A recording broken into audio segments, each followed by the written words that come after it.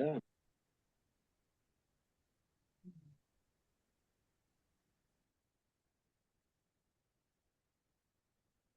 Good to go? Okay. It's 12 o'clock on noon on Monday, May 4th, 2026. I'd like to call the Petersburg Borough Assembly regular meeting to order. With that, would the clerk please call the roll? Mayor Lynn, Here. Vice Mayor Stanton Greger, Here. Member Martin, Here. Member Mucci, Member Newman, Here. Member Schwartz, Member Valentine. Okay.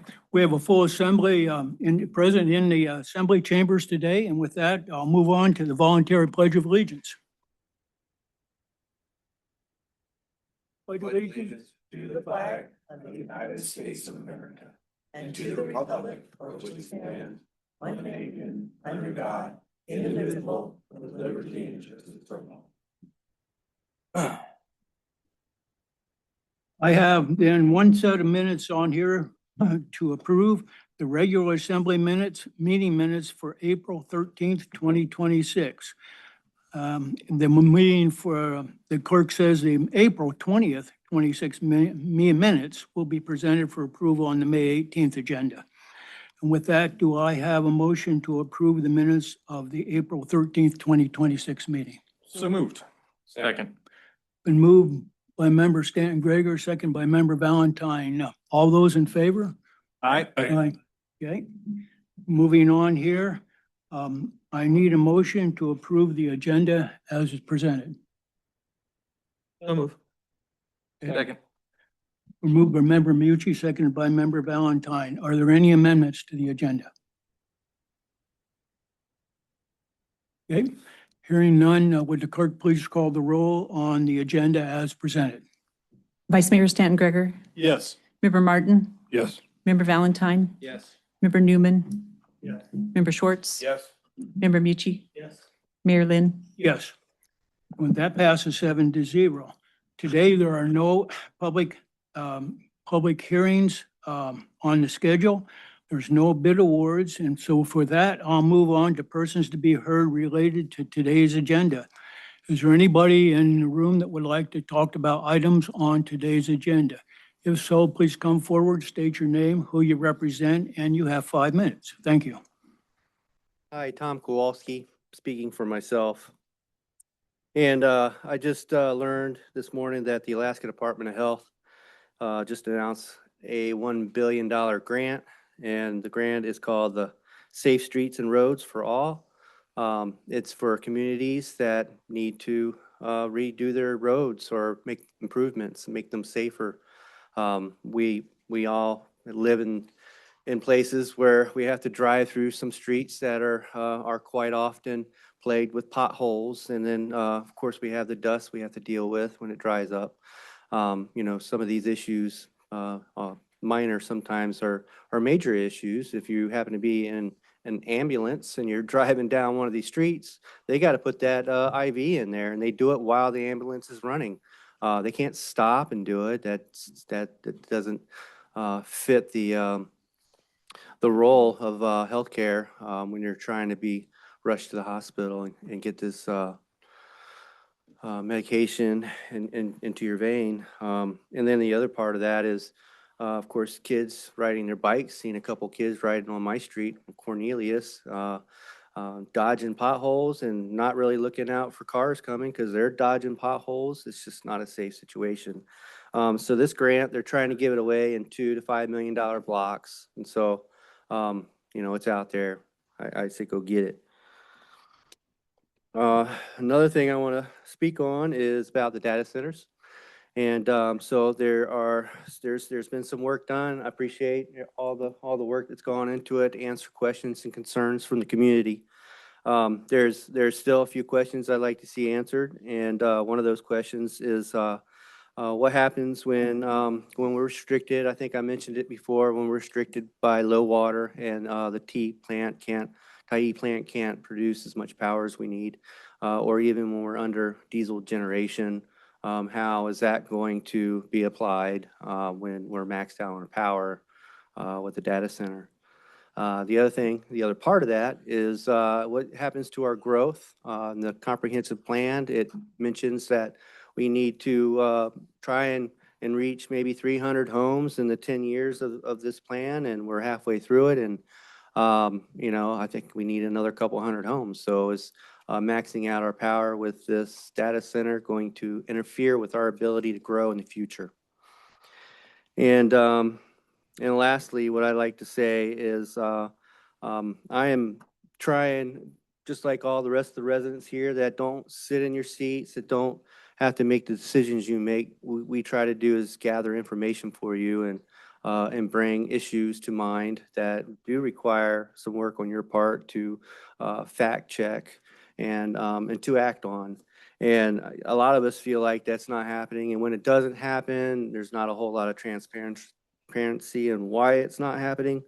It's discussions. This discussion keeps popping up, and I just wanted to say that we are your most valuable resource. We are the ones that do the work and point things out to you, and your people. Without the people, you're nothing. You're absolutely nothing. And if you don't give us the time and day, if you don't let us speak, if you don't have interactions with us, like a dialogue between you guys and us a long time ago with these towers, maybe we wouldn't have another tower going up on Skylark now. So they're popping up everywhere. You need to get ahead of this thing. We're still willing to work with you guys, still willing to have a work session, a real live, let's figure this thing out and try and snip this thing before it gets too ugly. Anyway, thank you very much. Okay, thank you for your testimony. Is there anybody else who would like to talk to items on today's agenda?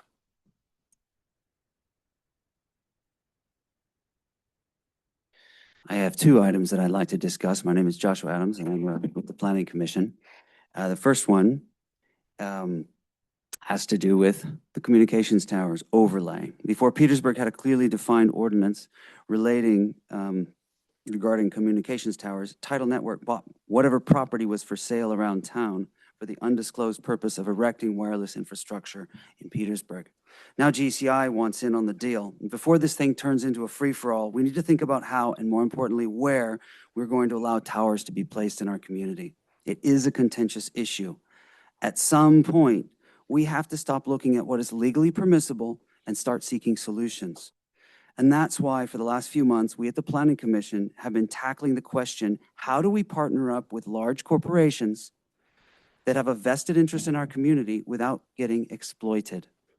How do we handle something this big without becoming small? The communications tower overlay is a negotiated solution that works for everyone. But the Assembly has to have the courage to say no to the current proposed tower sites. Only then can we provide an alternative that works for everyone. Another aspect of this problem has to do with land use. And this is important, and it's rarely mentioned. A lot with a tower on it cannot have another type of construction because that property has to be 110% as wide as the tower is tall. It's a safety issue.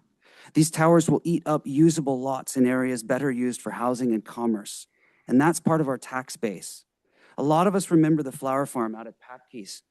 If Tidal Network plops a tower there, it's all that will ever be. A business like the flower farm fits well into a neighborhood. A 10-story communications tower does not. Let's be honest with ourselves. Steel towers debase the value of your land. People are already contesting their property assessments over this, and they're not wrong because they are losing the value of their properties.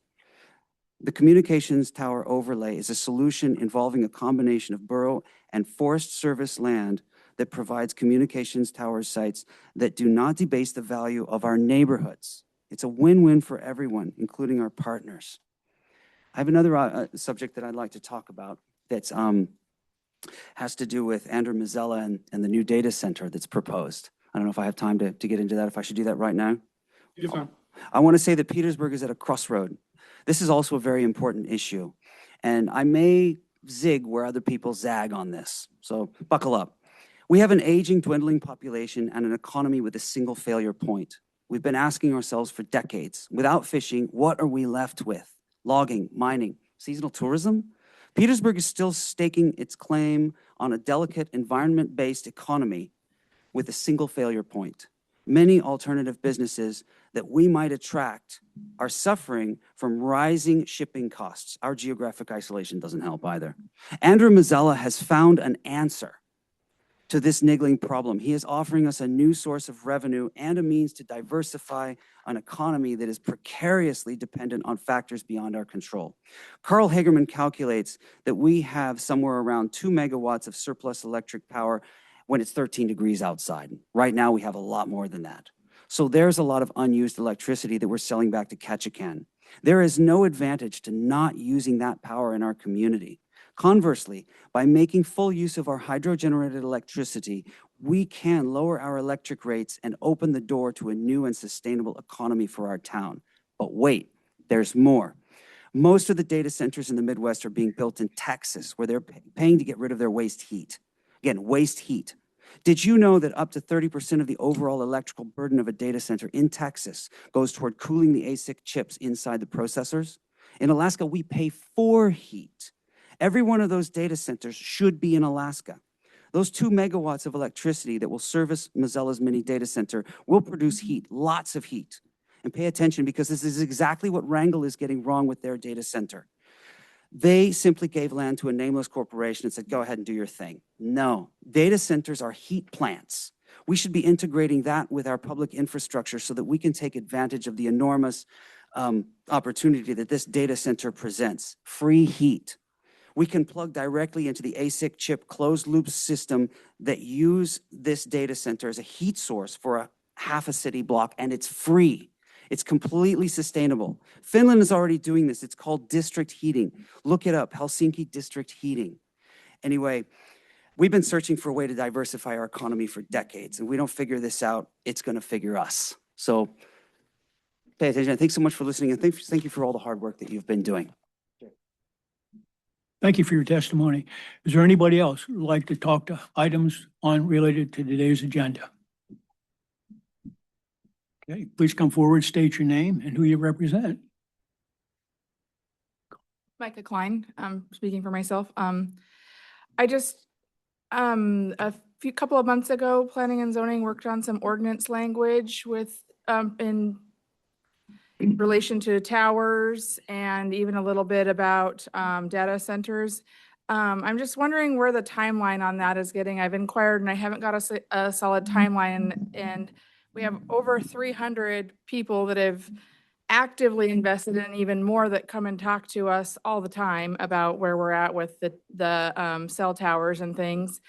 And people really want to see something on the books here, some ordinance language. And I haven't gotten a clear timeline of when we can see that on your agenda. And so I'm hoping that maybe you guys can push for when that is, because what's happening now is they're going up, these companies are finding opportunities and wiggling in there and gonna have these towers up before we even have an ordinance that addresses them.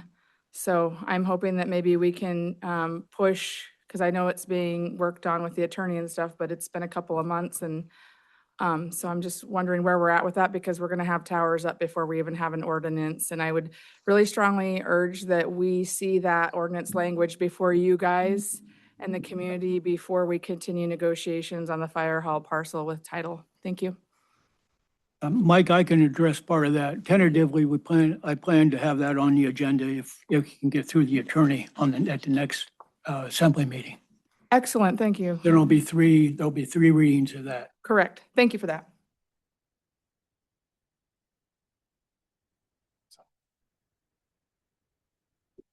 Judy Omer, and today I'm reading for Rebecca Knight, who couldn't be here. I was unable to be here today. Thank you for allowing a speaker in my place for a short statement. I join many Petersburg residents in their valid concerns for our small community with the proliferation of proposed and existing cell towers and data centers on Mitkoff Island. A borough moratorium should be enacted immediately to put a hold on such expansion until the impacts can be better and fully analyzed. Just because the proposed Green Spark data center is perceived as small does not excuse it from adverse impacts on Petersburg borough residents. The NEPA process, that's the National Environmental Policy Act, The NEPA process would force full disclosure and analysis of the impacts of these projects. The trigger for a NEPA analysis is if a proposal is likely to have, quote, significant adverse environmental impacts, unquote. Both cell towers and data center construction and operation qualify despite any pass that the FCC may have granted for such projects. I request that the borough request full implementation of the NEPA process for cell towers and data center construction and operation. I believe Mayor Lynn fully understands the NEPA process as he worked with it during his career with the Forest Service. While the borough's analysis is well-intended and informative, there are likely many issues that were not considered and that the authors are unaware of. That's where the public gets involved with the NEPA process to raise issues that were not fully considered or even addressed. For instance, interference with existing uses, bandwidth limitations, network outages, geographic limitations, and accessibility are but some of the issues. The so-called low hum of the proposed data center facility should be better disclosed. And of course, the potential for catastrophic fire, as Emergency Service Director Hankins raised, should be thoroughly vetted. Of course, the developers paint a rosy scenario as any developer would. These projects could well be just the foot in the door to other unforeseen impacts and connected actions. For instance, where are the impacts for a microgrid as GreenSpark may be considering? As you likely are aware, Petersburg opposition is not unique. There is nationwide opposition to this new technology in communities and on the landscape, whether they are perceived as large or small. For instance, the city of Seattle is wisely in a process of enacting a one-year moratorium on a large data center due to concerns over high energy demand, environmental impacts, and increased utility rates for residents. The state of Maine is enacting a similar moratorium. There are plenty more in the works. I request that the borough consider a moratorium until these issues surrounding such developments be thoroughly vetted via a NEPA process. Sincerely, Becky Knight. Thank you for your testimony. Anybody else who would like to talk to items related to today's agenda? Please come forward, state your name and who you represent. Related, yeah.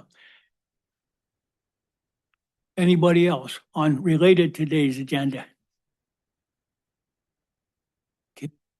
Seeing none, is there anybody on Zoom? Yes, I do have, Andrew Mazzella has his hand raised. Okay. Hello, can you hear me all right? We can, Andrew. You have the floor. Go ahead. Thank you. Good afternoon, Andrew Mazzella, CEO of Mazzella Alaska here. And I wanted to say a few words regarding Assembly Item D, Maritime Prosperity Zone.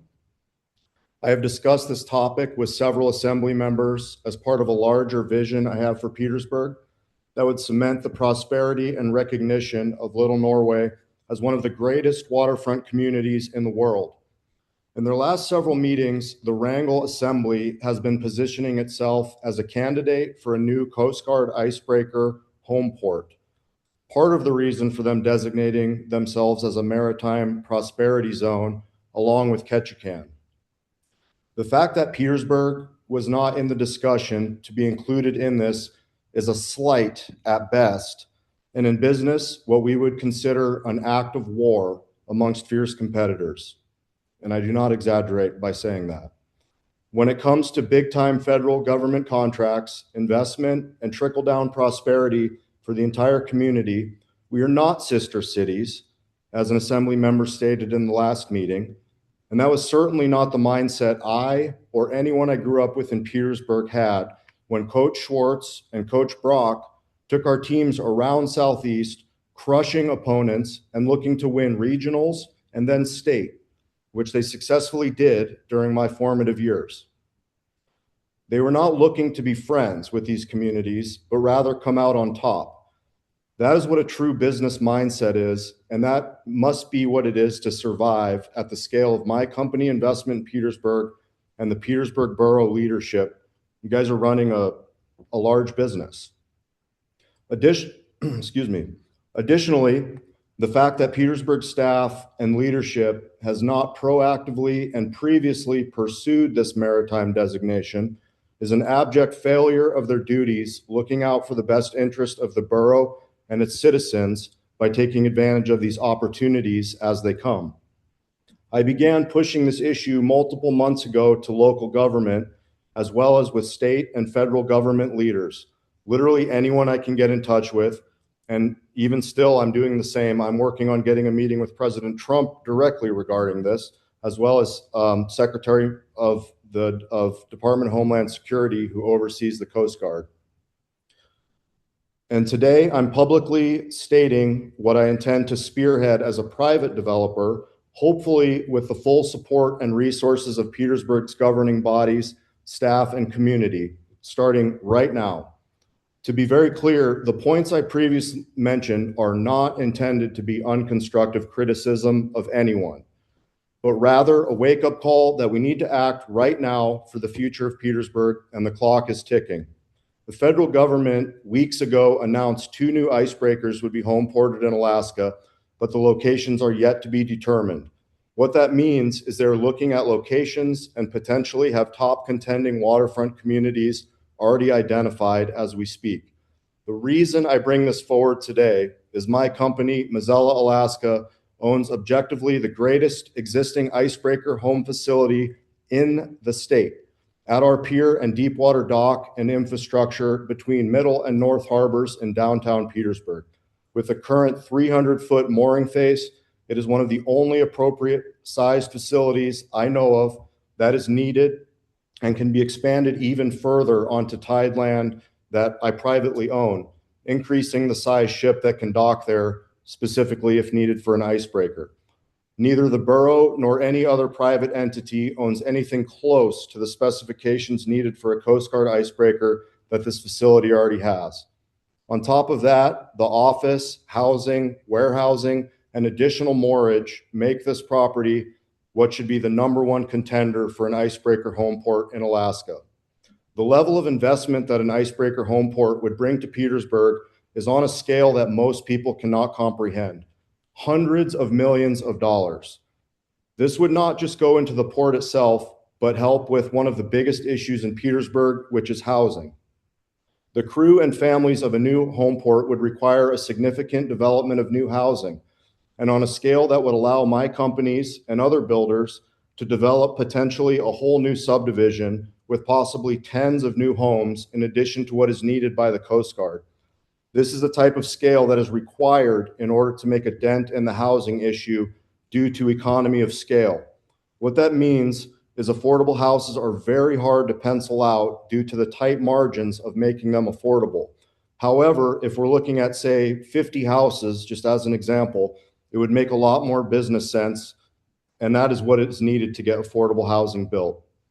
In summary here, a key point is regarding, a key point regarding the intention I have for an icebreaker specifically is that this is in no way competition, nor does it take away from any of the borough projects, such as Scow Bay, and also in addition to, for example, Coast Guard cutter, or other class of ships the Coast Guard may want to bring into Petersburg's other harbors. It is, however, directly competition with any other community in all of Alaska, because this is a top dog is going to win one of these 2 home ports. I'm at the full service of the community and the assembly and the staff of Petersburg, and I look forward to immediate future discussions regarding this topic, and thank you for your time. Thank you for your testimony. Is there anybody else who would like to talk about items related to today's agenda? Hi, Lisa Browning, speaking for myself. I think this is probably already one of the questions that might be asked, but this was just perfect timing with Mr. Mazzella's statement. And what happens now when that 2-megawatt transformer is committed to the data center? And now we're developing the property, we're bringing in additional homes. Where's that power going to come from? If we're maxing out the 3rd turbine at Tyee already, or, it's not even built yet, and that's already what's going to power this transformer, where's all the rest of that power going to come from? So just curious. Thank you. Thank you for your testimony. Is there anybody else who would like to talk to items related to today's agenda? Okay, is there anybody else on Zoom? No, there's no one. Okay, thank you. With that, I'm going to move on then to items unrelated to today's agenda. Is there anybody that would like to talk to items unrelated to today's agenda? Yes, hello, I'm Joni Johnson, a Forest Service Invasive Species Coordinator, and I just, for awareness for Assembly members in the community, there's some upcoming work that will be happening on Lower Raven Trail. There are a couple of maintenance issues. One, of course, that I'm interested in, just the invasive plant spread that's heading up to the cabin, and then vegetation contributing to erosion. So really, there's an invitation. There are a couple of opportunities. There's a manual workday, the 8th and 9th of May. And then there's an Adopt a Trail program. You can reach out to me for that. But also, I wanted to let folks know that at some point in late May, the lower trail will be closed for a day to allow for localized foliar spot spray or wiping of just reed canary grass in a few places along the trail. So it's kind of there's grubbing, there's pulling, and then there are a few places where we'll be doing some herbicidal treatment with Roundup Custom. Low volume and contained, but I wanted everyone to know that, and it will be posted and announced on KFSK, but let me know if you have questions, and you being the public as well. Thank you. Thank you for your testimony.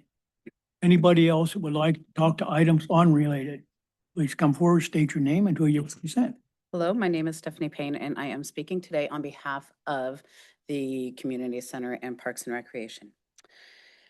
As you all know, we've been dealing with the Aquatic Center sewer issues for many years now with Respect Engineering, and it has been a very long and arduous process that has included many people and departments. We would like to thank the Assembly, Manager Giesbrecht, Jody Tao, and our community members and patrons for their ongoing support and patience as we work through it all.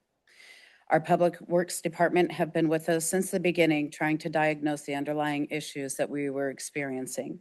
This includes Martin's crew along with our wastewater team. Petersburg Municipal Power and Light crew, along with Carl and Steve Harbor, have been working diligently with us and Mattingly Electric to understand the electrical complexities that we must navigate through. Ketchikan Mechanical is teamed up with Rainforest Contracting to conquer the project and attend numerous meetings to ensure that we are all working together to get this project moving forward and ensure that we are in good hands. The school and VSC have graciously prepared to alter their schedules to accommodate the project schedule, understanding the need to be flexible in order to make it happen. Devon at Homeport Electronics will be helping us safeguard our computers and set up a workstation to help receive our patrons in a safe location away from the project site. And most of all, the Parks and Rec staff for working around our facility deficits and deficiencies to the best of our ability while accommodating our patrons the best that we can.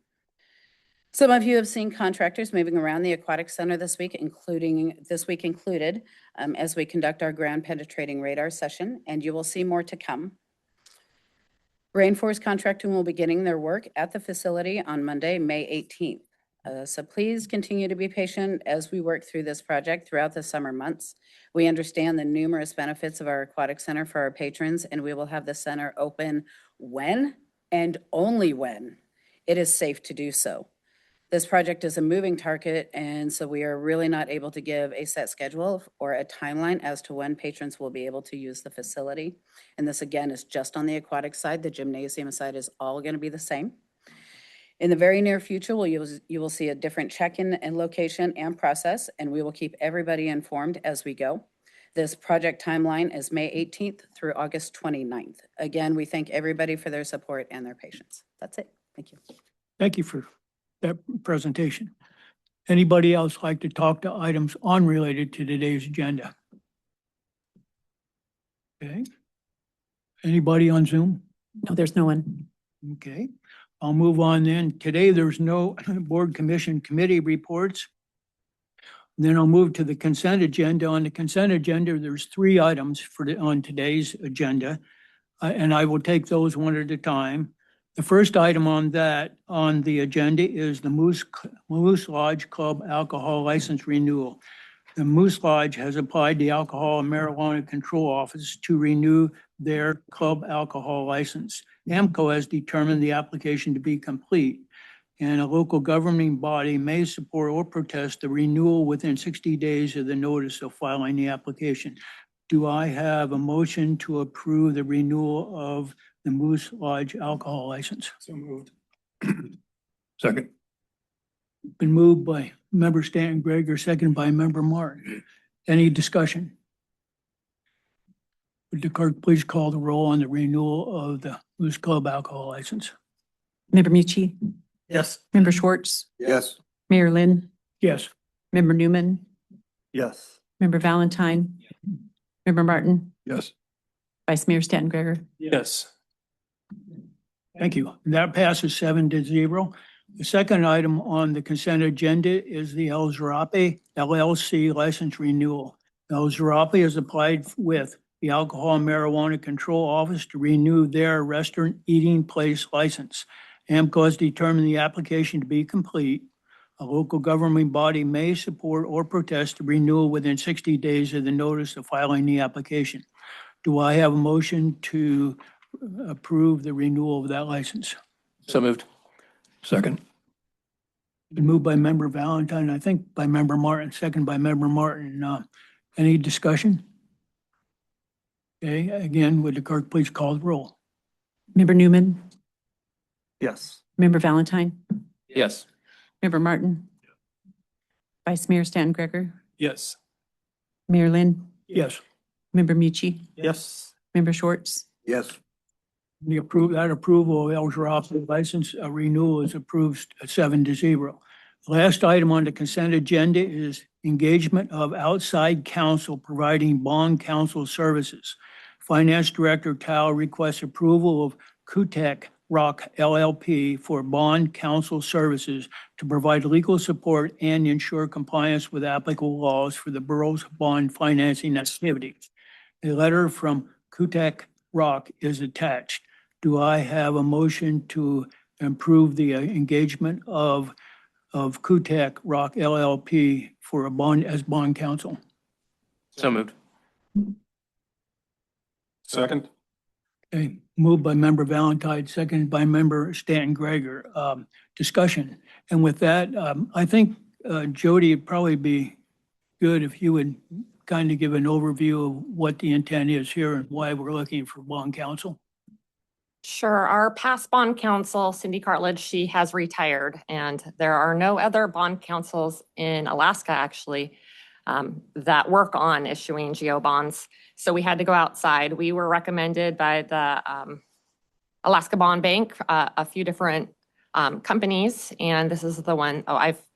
Sarah Heidemann and myself have talked with Kutek Rock, and we support hiring them for this position. So in the short term, this company will help us with issuing GO bonds for Power and Light for the rest of the standby diesel generator money that we need. Other questions? Member Mucci? Thank you. Is the fee that we pay this based on the bond that we're going to be putting up?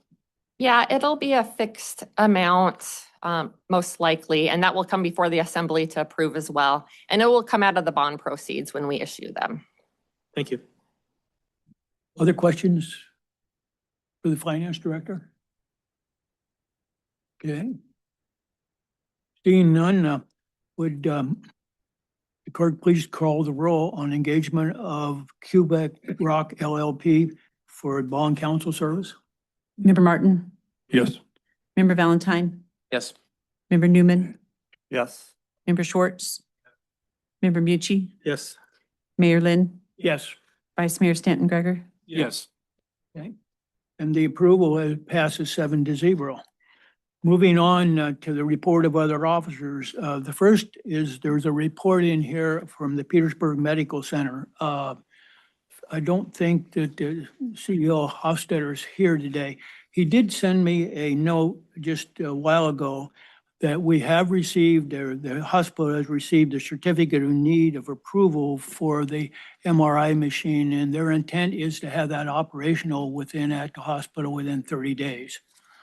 So moving on to that, second item on here was a report from District Ranger Case on Forest Service activities. Hi, good afternoon. My name's Carrie Case, for anybody that doesn't know me, and I'm the district ranger here in Petersburg for the Forest Service. I wanted to say thank you to the public that turned out on April 23rd for our forest plan draft content community workshop. It was well attended for a sunny day, so I appreciate people making that sacrifice. We are currently at the end of the 45-day comment period, and so we're at the beginning of this process for the draft content related to what will eventually turn into an environmental impact statement for a new forest plan. That comment period ends on the 6th, so coming up on Wednesday. After that, there will be a 90-day comment period when the draft environmental impact statement is released. I did want to let you know if the borough would at any point in time like to have a meeting with the forest plan team, I can set that up. You can ask questions and things like that. So I wanted to put that out to you. If there was interest in that, please let me know at any time and I can facilitate that occurring. We are accessing our new building starting today. We will hopefully be having our first day of work downtown in the new district office on the 12th, so next Tuesday, and hopefully back open to the public on the 14th. So we're excited about that. We really appreciate the great work the contractor has done throughout the process of renovating that building, and we are in the process of moving back downtown, all of us. Everybody that works for the Forest Service will now be located downtown starting the 12th. I wanted to put just a plug out there. Roads are opening up. Weather's getting better, which is nice. Rec sites are being used. I know that trash, garbage is always an issue. We do have staff that goes out at least once a week to our rec sites. If there is overflow of garbage, please don't set it outside of the garbage container. Please, if you can take it with you, pack your trash out. If those are full, that would be great. We do try to provide a clean, well-maintained service to folks at our existing rec sites. But if garbage is left out, animals will get into it and it will get spread around. So that's just a plug as you start to enjoy your time out the road. So that's all I had for today. Do you have any questions for me? Any questions for Member Valentine? Everyone's moving here. What happens to the building out there? Still Forest Service use? It's going to be converted back into its original state, which was a warehouse. Yep. Okay. So, yep, we'll convert that back into cages and storage space. And there'll be a few, if we get to a point where we start to hire folks again and exceed the capacity of the building downtown, there'll be a few workstations out there. But basically, we're kind of consolidating our footprint and all of our storage will be out there. Yep. Thank you. Other questions for Ranger Case? Thank you, Carrie. Appreciate it. Moving on here, next item on the agenda was Petersburg School Superintendent Robin Taylor will present a report on school district activities. Robin, you've got the floor.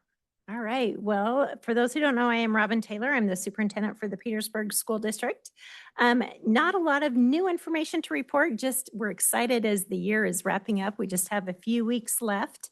It is Teacher Appreciation Week, and so I would encourage anyone to reach out and thank their students' teacher or teachers who, like Mr. Schwartz, who have worked with our kids over the years. And I just also like to note in there, it's not just the teachers who are pouring their heart and soul into our students in our school community. It's also the secretaries, the support staff, and so the custodians, the nutrition program. So just thank the staff members as you see them, because they do all want what's best for our students.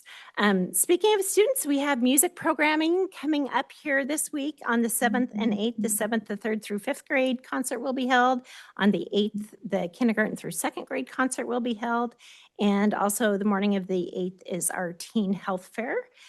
Then the middle and high school will be the week of the 18th. So on Monday, the 18th will be the high school concert, and the 20th, Wednesday, will be the middle school concert.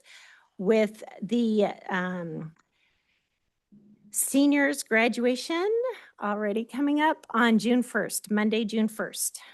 So just want to make sure if you're looking for just a full calendar of events, you can go to the pcsd.us website to really get a calendar of everything that's happening, because even though we're in spring and getting ready to shut down for the year, we still have a lot of events taking place between music and baseball and track. There's a lot happening. So again, just want to give a plug to Teacher Appreciation Week and all that our staff do, but that's really all I have to share this week. Any questions for Superintendent Wheeler? Thank you, Rob. Appreciate it. Have a great day. I'm going to move on here. The next part of the agenda is the Waterworth presentation on the fiscal year 2027 electric and wastewater rates. And so with that, I think I get to turn it over to our utility director back here. Is that where it goes? Oh, okay, on the line. Yeah, I'm not sure who's in charge here, Carl, but with Mr. Mayor, I think it's appropriate for our representatives from Waterworth to make this presentation. Okay, thank you. Perfect. Go ahead. Thank you for inviting me here, and we really appreciate it. Gabe and I, we're both part of the client success team at Waterworth, and Carl is definitely in charge, sir. This is based on his and the team's projections for both for the electric side, and then Aaron has been helping us a lot with the wastewater side. We've been working with the community of Petersburg for the last 2 years, and we had also presented in last year's budget in terms of the rate recommendations that the staff had recommended. Now, the idea for today and the goal is to walk through both the wastewater and electric models. Before I do that, just to keep it short and simple, quick context is that Waterworth is a forecasting platform that allows the city staff to really look into their rates so that they can have a more financial sustainable model out in the future without really cracking into affordability. And the way that we do that is this concept that we're practicing right now, continuous revenue management, where we look at a live financial forecast model, which I'll show you shortly. And second is also having these meetings on a continuous basis to make sure that everyone is well informed so that they can make those decisions. With that, I'm going to begin and share my screen. I'm assuming that everyone also has a packet in front of them, presentation packet. Perfect. I'm going to go over the live model, but those in the packet, you have screenshots that are based on these models. I'm going to start from the wastewater side, and I'm going to start breaking down the baseline model. When I say baseline, that essentially means after we did the rate increases of last year, around 25% for 26, what does the future look like if I do no rate increases and based on the capital needs, operating needs, and the debt service needs that we have moving forward. I'm going to break this model down, this baseline in front of us, into 3 steps. So the first one is going to be our revenue requirements. I'm going to start out with our operating expenses that you can see over here. We have taken historical data all the way back to 2022, all the way up to 26, and then the budget from 27 onwards, we have a 3% growth rate in there. And that's why you can see a larger increase that happened between 25 and 26 onwards.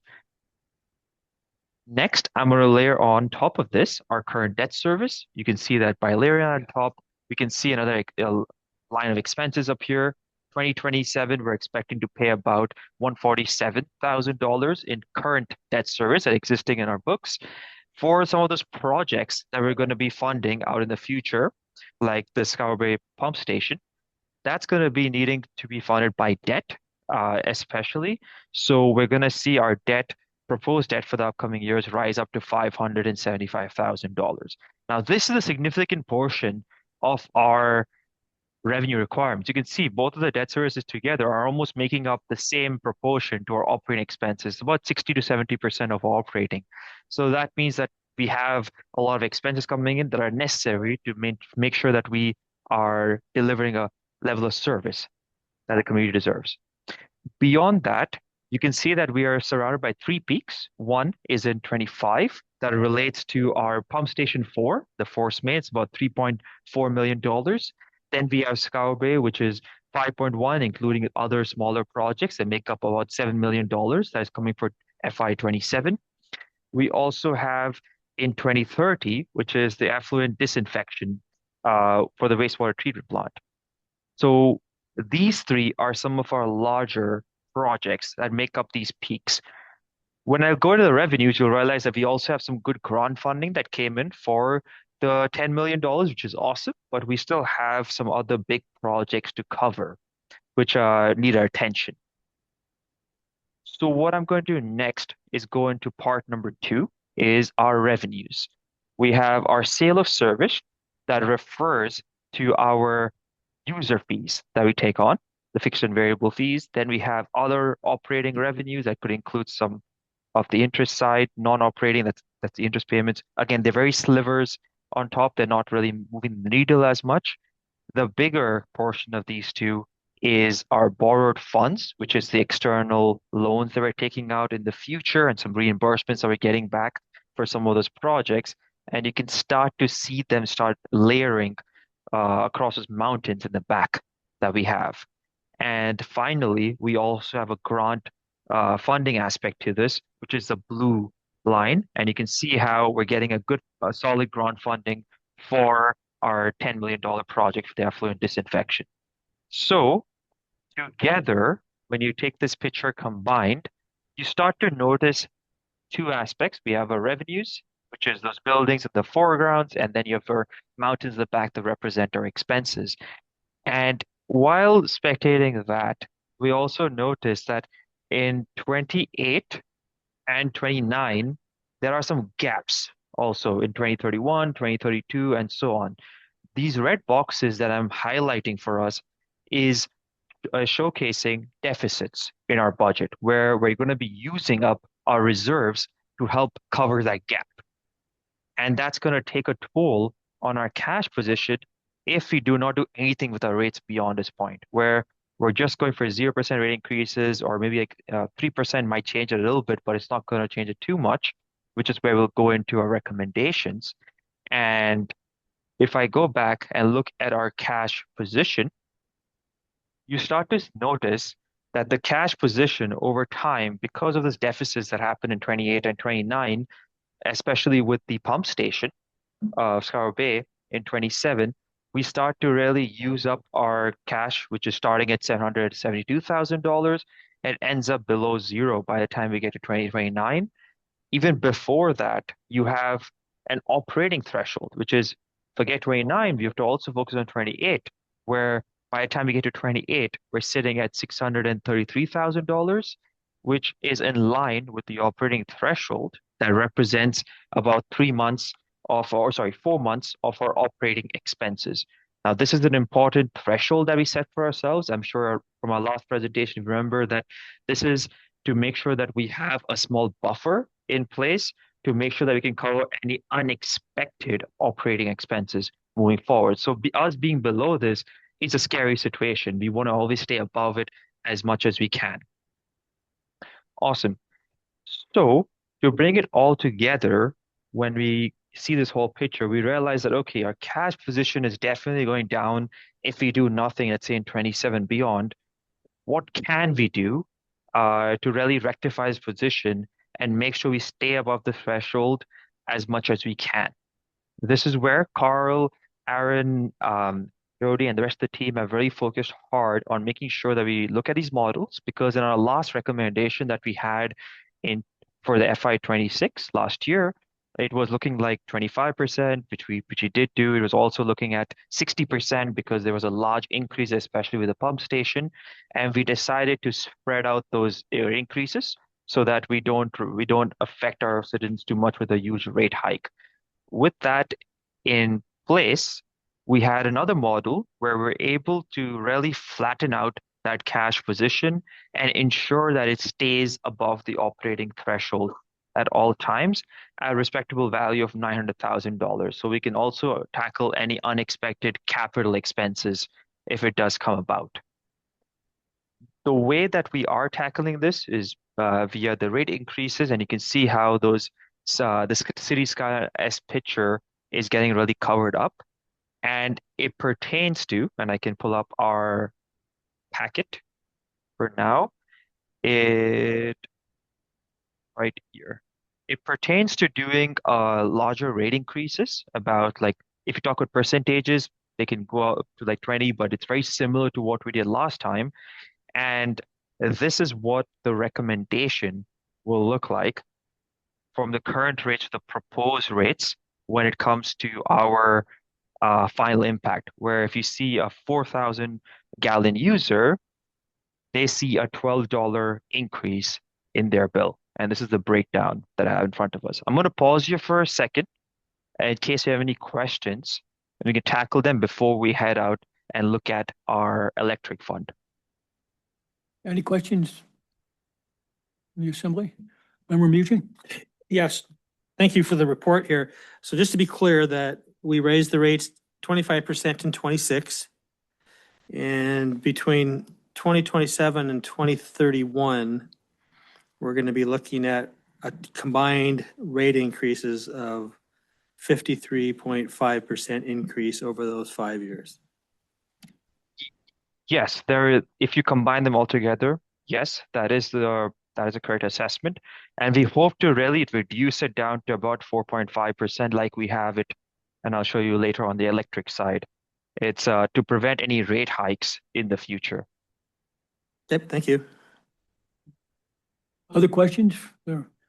Member Schwartz? Trying to catch up here, but we have all the increases now and I'm not quite getting it. Essentially, that's what it is. That's what they're Have saying. them now? Oh. If I can use Aaron as well, it's not necessary that we need to have all the increases in there.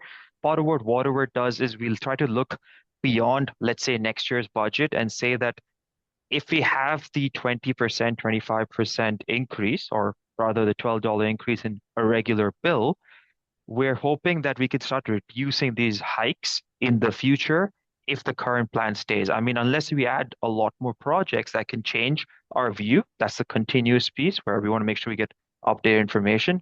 So it's a choice really that if you want to, let's say, lock in some rates for a couple of years or look at these rates every year. And Aaron, please, you can help me out here as well if you want to shine some light on that. Go ahead, member. Well, the utility rates that we increased last year was a little bit shocking to people, and heard quite a bit about it. I'm getting better at listening, but now we have another increase that I'm sure we're going to hear about. And I'm trying to figure out the reality of this whole thing, but I'm glad you're sounding chipper and happy about it. I know it's just your job, but it's hard to listen to. Thank you. I have a question. Other questions? Member Valentine? Yeah, thank you. Good presentation. These are just for water, what we're talking about currently. So everybody in the public. Wastewater. Wastewater. So, I mean, these are just big jumps because we have big projects coming, right? And it could do this again and again and again, so long as Petersburg is investing into our future, right? So we have Scout Bay, and we're hoping that will also generate revenue to help probably offset this. But right now, we're putting in all the taxpayers because this is just proposal, not saying that we're doing anything.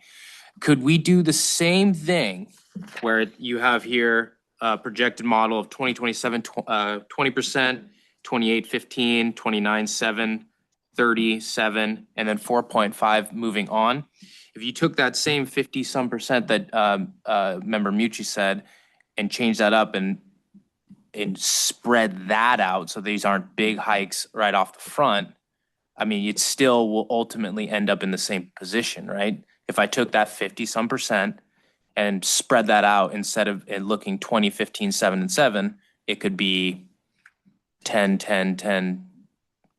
Yeah, I mean, no one likes rate increases, but the reality is the reality. So I just want to know, will we be in the same position being above that threshold if we do it that way? Thank you. And that is something that we can play with scenarios with, and that's where Waterworth comes in. I just want to address it. It's when it comes to like these rates, initially there was even a proposal last year that we were like, let's rip the Band-Aid off and do 60. And when I say 60, I don't mean that light. It is quite expensive. And I do realize that if it comes to anyone else's bill, it's looking, especially when on fixed income, that can be quite shocking, right? When it comes to financial planning, it's never an easy thing to do rate increases. The goal of what we try to do here is, as you have mentioned, is try to level it out as much as possible, where you can have this 10%. Now, if you do go ahead with, let's say, a 10% scenario, this means that this 10% will extend for a longer time, right? It won't just stop at, let's say, 4.5 in 2010. If you do 10s across the board, it may last until, let's say, 2033, something that we can run separately as well and see what the impact will be and how long will certain rate increases last for. Right. Thank you. Yeah. This is just one of those things where I think sticker shock is worse than the longevity. Because, I understand what you're saying. I mean, just 10 would last longer. You hit it now and then it drops later. But no matter what, if you still look at that, all those percentages still mean up, right? And it'd be great to get to a point where we don't have to. And also, that said, the cash position. Yes. So the threshold is just making sure we have the 4 months expenses, and then you have a cash position of us at the 900, if I remember right, 900 level. What if our cash position was like 600 or 500, right? Why does it have to be so high, I guess is my question. Mm-hmm. And that's an excellent point. So that's something that can also be reduced. It's just that one thing that Aaron and I had discussed, and with Carl as well, is the fact that if you look at this particular presentation, I would hate the fact that if I came to everyone, let's say year over year, that we're going with this particular plan, if approved, and we didn't try to address the possibility that there might be some spikes here. See what I mean? Like the future beyond 2031 may have some spikes, which may cause us to use some of our reserves. So in anticipation of that, it's good to keep a slightly higher boundary. The second point, which I should have mentioned earlier, is also on unexpected capital expenses, because the operating threshold that I showed you was for any unexpected operating expenses, but you want to maybe stay a level above that, which will allow you to also tackle any unexpected capital expenses that may come about in terms of debt service. But if the staff and the community feels like, you know what, we're $500 to $600,000, then I'm sure we can also tailor the rate structure to make sure that we can meet those requirements. Okay, thank you. I think electric is going to be I good. believe the manager has a question or a comment. Really for Waterworth or Aaron or Carl. When we talk about rate increases, the percentages are more accurate, but the assembly would probably mean more to them. What does the average bill do? And I think you kind of mentioned that a couple of times. I think that bears repeating. Is what the average bill would go with these recommended percentage increases. Because the percentages sound really, really bad, and not that any rate increase is good, but the actual value of what's going up isn't anywhere near as bad as what's running through all of our heads right now. So anyway, just that would be helpful to the assembly, I believe. 100%. And that's why the slide that I am showing right now is looking at our changes in the bill. And you can see over there that for the average user, 4,000 gallons, we're looking at the current bill that currently stands at $62.54. And it will be going up if you do, let's say, a rate increase with the proposed rate changes at $75, which will be $12.51. Somebody hear that? I mean, so yeah. But we're talking about that big increase is $12.51 per average user. Yeah, thank you. Again, I mean, I just wanted to make sure the assembly hears that. Noted. Thank you. Thank you. Yep. I have a question, might be for Aaron or Carl on that. Back to the graphs of the three major projects. we're gonna have to go out, we'll have to bond for those three projects. So what your rate increase also shows shows what we need to pay those bonds. I can take that one unless Aaron or Carl want to. It does include, and those expenses are a real burden because if you do take out a loan for them, you end up with a debt service that I'd shown in the model where you have the current debt service that is the the darker blue, and the lighter blue is a proposed debt service of about $575,000, almost $600 to $700,000. And to address that additional debt that we're undertaking, we need to make sure that our rates are also able to cover those in the future. And as you show, that shows, I can't read the numbers on there, but that debt service thing goes out for 20 years. I can't remember the It time goes up to that- about let's say 12 to 15, 12 years roughly, 12 to 13 to 2037. And the actual debt itself might be beyond that, but in the model, I've stopped it at 2037.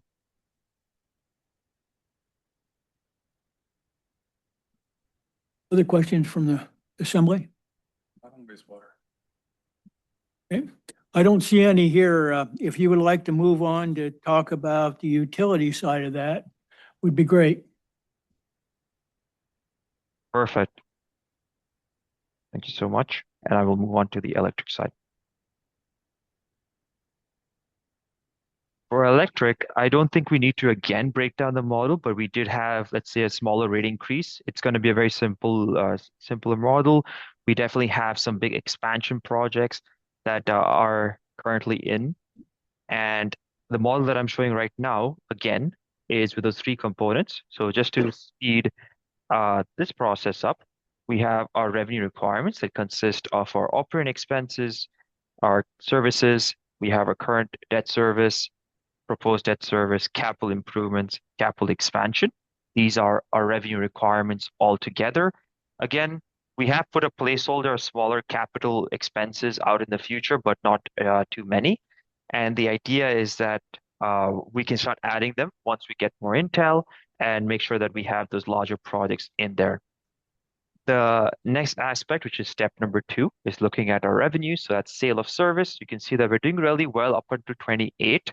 But you can start to see there's a big shortfall, especially in the debt service. Even if I were to remove capital and capital expansion, we're falling short of our debt service payments. So definitely something needs to be done with our rates. And then you have other operating revenue, developer contributions, again, very minimal. And then you have grants and borrowed funds that are helping us fund those big projects. The recommendation here is to go with about a very small rate increase, but 4% or just like $4 to $5 that are coming in for our different accounts. And you can see that by adding a 4% rate increase, we're able to really sustain our cash positions. If I just highlight the cash, before in the status quo, we were seeing ourselves, if we don't do anything beyond a certain point, by 2032, we're running out of cash. While if you just maintain small incremental rate increases, we're easily above our operating threshold. We're staying at around the 3.4 and 3.5 marker, almost reaching to $4 or $5 million in the out years.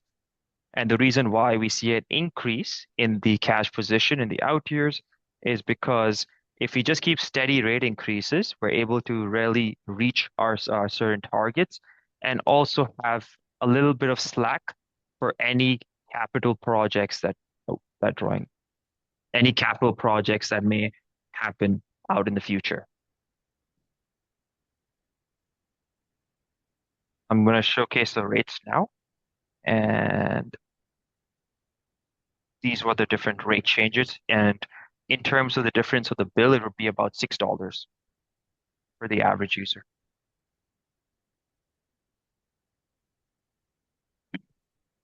Questions from the assembly? Member Meucci? Yeah, thank you. If we increase our sales of electricity by $1 million or $2 million a year, does that bring this rate increase down at all? And are you saying because based on consumption? Like if consumption were to increase in kilowatt hours, then how would it affect our rates? Yes. Yes, if that was the case, and maybe Carl, you can help me here, is that if our consumption increases, then you would end up seeing your rate increases drop. However, I would also ask Carl, and we would have it in our review sessions to make sure that if a consumption is increasing, does it mean you have to reinvest into the community even more to make sure that we can maintain that increase in consumption? So that would affect how much what our expenses would look like, essentially. Through the mayor, Armin, can you show do you have it handy showing where we looked at $1 million more in revenue and 2 million more in revenue? Maybe, yeah, start with the 2 where we show an increase that we plan this year because we don't know what's going to happen. But if we got that, we'd be at 0, 0, and like 1.5% increase. I think, was it with to do with the data center revenue? Yeah, Yes. I believe that was just Assemblyman Mucci's question.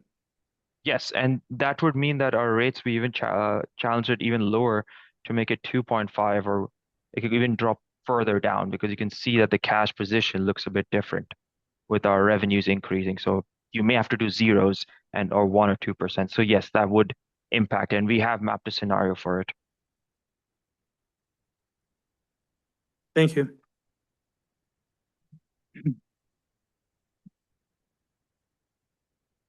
Does anybody, oh, sorry, Go ahead. okay. Does anybody remember from last year what we raised it for?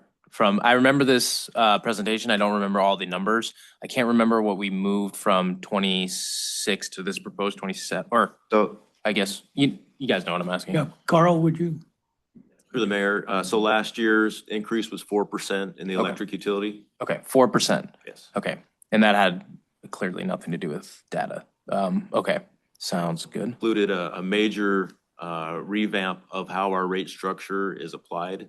We had a declining block rate structure. We went to a single rate for each customer class. Right. So there was a big change there, just in the fact that it was a different way that the rates were applied. And if I remember right, it was a little bit more to the residential, but in the long term, it evened out with kind of, can you help me finish that? It was a big change, and it really depended on how much any customer's usage was, how it affected their increase. It was a very difficult concept at the time, but this year, because we have single energy rates for every customer class, it's much simplified. So the 4% that we're seeing this year is very easy to calculate and see the impacts of.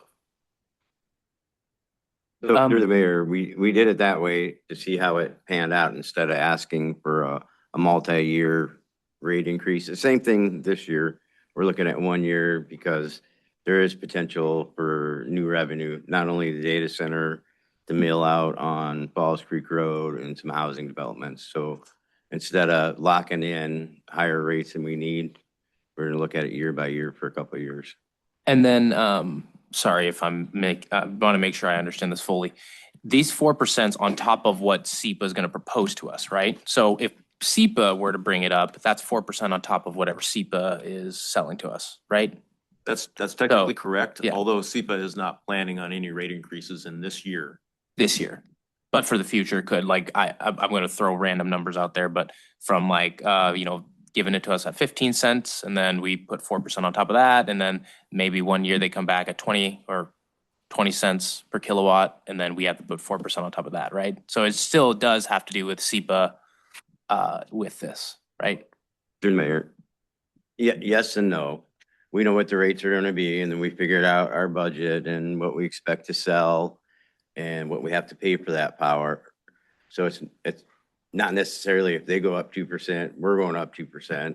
Right. If we have more revenue, we may be less than the 2%, or depending on our expenses and any debt we take on, it could be slightly above that.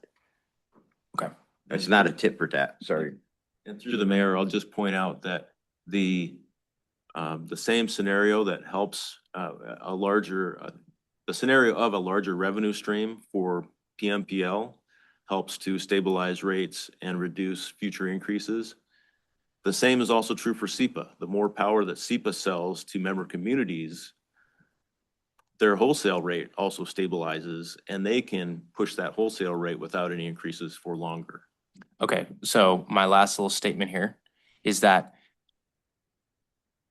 and I'm sure we'll talk more about data centers later on today, but this 2 megawatt, okay? This 2 megawatt was used at a cannery.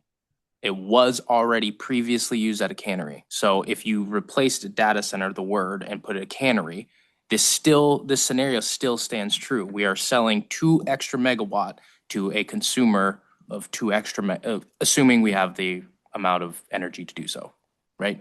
Okay. We do have that energy, and yes, you're correct. Okay, thank you.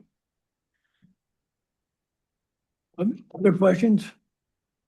I can see a lot of heads nodding here. With that, is there any other parts of both rate studies that that either Carl or Aaron would like to talk to? Mayor, just one other thing. It did look like Power and Light was getting really fat at the end of that. But as they pointed out, that's not considering any capital projects past 2032, which I mean, is unlikely. We're gonna have to put money into something. To another generator. Yeah, right. Yes. Okay. There's no other comments on this? Oh, Mr. Mayor? Yes, go ahead. Yeah, thank you. You know, there was a little bit of discussion here about maybe adjusting that rate. Is that something that the assembly wanted to have brought back to us, or? I mean, we had a little bit of discussion about it, or are we just gonna let it? Are you thinking about forward with it, or do we want to talk about it at another time? But yeah, this is just a proposal. I know that, but I mean, did we want the staff to bring us back some additional information on what a rate increase for the wastewater would be if it was spread out over a 5-year period instead of a 20%? I mean, would we like to, and a less cash flow or cash reserve? I mean, do we want that in the future? It's up to, I didn't want it to fall on deaf ears here about whether or not we wanted to look at that. Member Valentine? Yes, good question. I guess to you guys, but in the back there, will we be seeing this again? This is just a proposal that Waterwork, and they put a lot of effort into this. Will we be seeing this again to when we vote? And if so, can we have those different scenarios? The answer to both questions is yes. Thank you. You know, today we're not going to be talking about any rate changes for wastewater. We have Waterworth presentation, and I will be coming to you with ordinance for updated rates. You know, when to institute a rate change and how much is something that the borough and Waterworth has spent a lot of time talking about. You know, the benefits of spreading it out versus you know, a bigger rate increase up front. Ariane mentioned last year when we had discussed internally about a 60% and how that would be perceived by the ratepayers. But just like anything, you know, whether it's maintenance on your car or investing in your retirement, a little bit more now pays off in the long term versus putting it off when it's going to cost you more money. Thank you. If I may, through the mayor. So just a reminder on the wastewater stuff. You know, we have an EPA order to fix the disinfectant system. And we honestly don't know what that's going to cost yet, which is a big factor in the work that our utility directors are doing, is because we don't know. I mean, we got an $8 million earmark from Senator Murkowski's office that'll allow us, when we know we have the money, will allow us to turn the engineers loose on scoping out that project. And whether it comes in at 4 million and we're or it comes in at 12. We won't, that's going to be a big number that impacts these rates. But the meantime is we can't sit on our hands and do nothing while we're waiting, which could be up to a year before we have those numbers. So that's a challenge. I mean, that's a challenge Aaron's got, is we're guessing at some of this because of the cost of those projects are big. I mean, really, particularly that one is a really large number.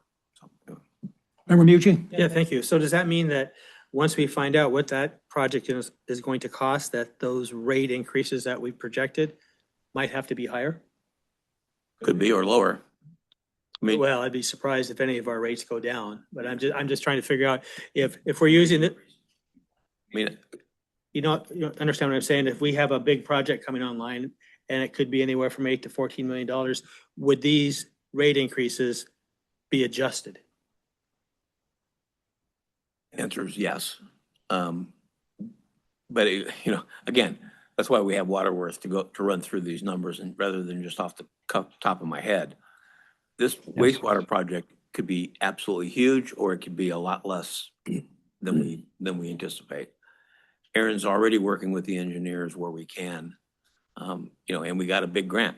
There's nothing to say we won't get another grant. This is a project, those disinfectant systems that we've talked about, it's not just happening in Petersburg, it's happening in Wrangell and Ketchikan and other cities up north of us. So there's a lot of pressure on the delegation to provide funds and helpful, and we haven't given up on that. We got 8 million right off the bat, and that's going to allow us, when we know we have the money, to scope the project out, and then we're going to have a better idea what it's going to cost. Unfortunately, what we're seeing is a lot of inflation on stuff, so that's the downside. But once we know those numbers, once we have an engineer's, this is about what it's going to cost, then we actually can go back to the delegation and say, well, the 8 million you gave us, that's 5 million too short, or no, that's great, we're wonderful. But we don't know that now, and we won't know it for probably a year or better. Member Valentine? The last time I'll talk on this. Question. I'm looking at the current rates, proposed rates sheet here. If for this new, 2 megawatt that would come on, would they be charged at the large commercial demand charge rate? Is that the one I'm looking at, the 3 point whatever? That is correct. Okay. They're a large commercial customer, so those rates will apply to them. Does the assembly wish to have different rates looked at for the next meeting? Is this a votable thing? No, I'm just asking, does the assembly want the staff to come back with a different scenario of increases for the next assembly meeting? Yes. And then if you do, what are you asking staff to look at? Instead of bulk front, what it looks like spread, and then what you guys said, the scenario, what happens if we bring on another customer, 2 megawatt thing, and you can correct me. Which are we talking about, electrical or wastewater? Yeah, electrical or wastewater. You're talking electrical. We have two. Okay, sorry. It's a lot here. Wastewater over time is the one that I would like to see. I will come back. So let me pin it down a little bit more over time. So what would you like, what difference would you like to see, in terms of rate Less structure? upfront, hike rate, 20%. We saw on this thing said 20% and then jump 15, Just a different scenarios of what it would look like, maybe 8, 8, 8, 8, 10, 10, 10, 10, whatever RN thinks. And, these guys are the experts with models. So just to see what that would look like. Anyways, yes. Okay. For And wastewater specifically. For wastewater, I'm okay. pulling back on the electric. Okay, then on electric, you just want to see what that would mean. If for anybody the- else has anything. Okay, so let me finish. Does that make sense, and is that doable? I have to ask. RN has his hand up, but yes, that's Yeah. absolutely doable.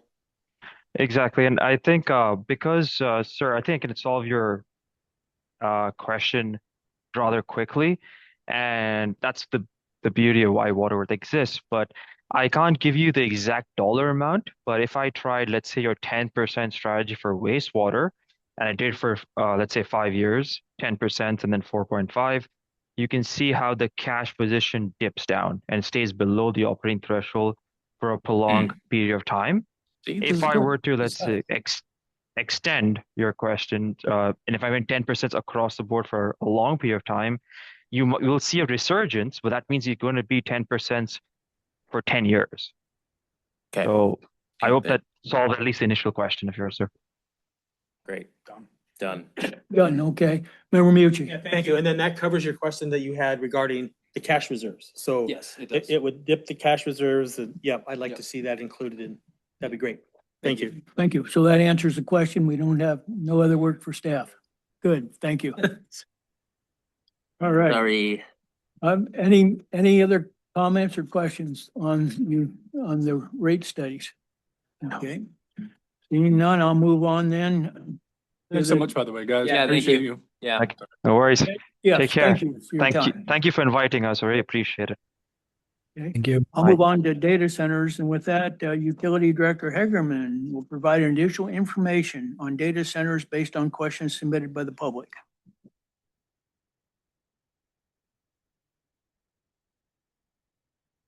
Thank you, Mr. Mayor. Firstly, I'll just ask this question. I was gonna kind of skim these questions a little bit, but dive deeper into some. It's been in the packet. Is the Assembly, this is gonna be a long meeting today. Is the Assembly okay with that strategy? Is gonna hit the high points in this, or would you like me to go over every question? High points is good. Yes. Yeah. Okay. Very good. Happy to provide some more information regarding the data center opportunity in Petersburg. We do have Mr. Mazzella and Mr. Anoka here. If there are any questions from the Assembly that I can't answer through this FAQ document. But essentially, Power and Light just wants to be as transparent as possible with what's coming to Petersburg. And the reason is that, we're very aware that large-scale data centers are a very touchy subject across the country. And, they use an enormous amount of power. They use other resources. They take up land. They emit diesel fumes from generators that are running all the time. They're noisy. There's lots of very good reasons to be opposed to large-scale data centers. This project is not that. It is not a large-scale data center. It is small, and just the basic method of operation is enormously different from the hyperscale data centers that exist and are getting so much pushback across the country. So there were some questions of just general questions about the data center itself. Of course, it's going to be located at Mr. Mazzella's property, the old Ocean Beauty Cannery. They're fine-tuning the final location for that. It's going to need about 1,500 to 2,000 square feet of space, which is about 2 to 3% of his facility. So still lots of room down there for him to plan other projects for his property.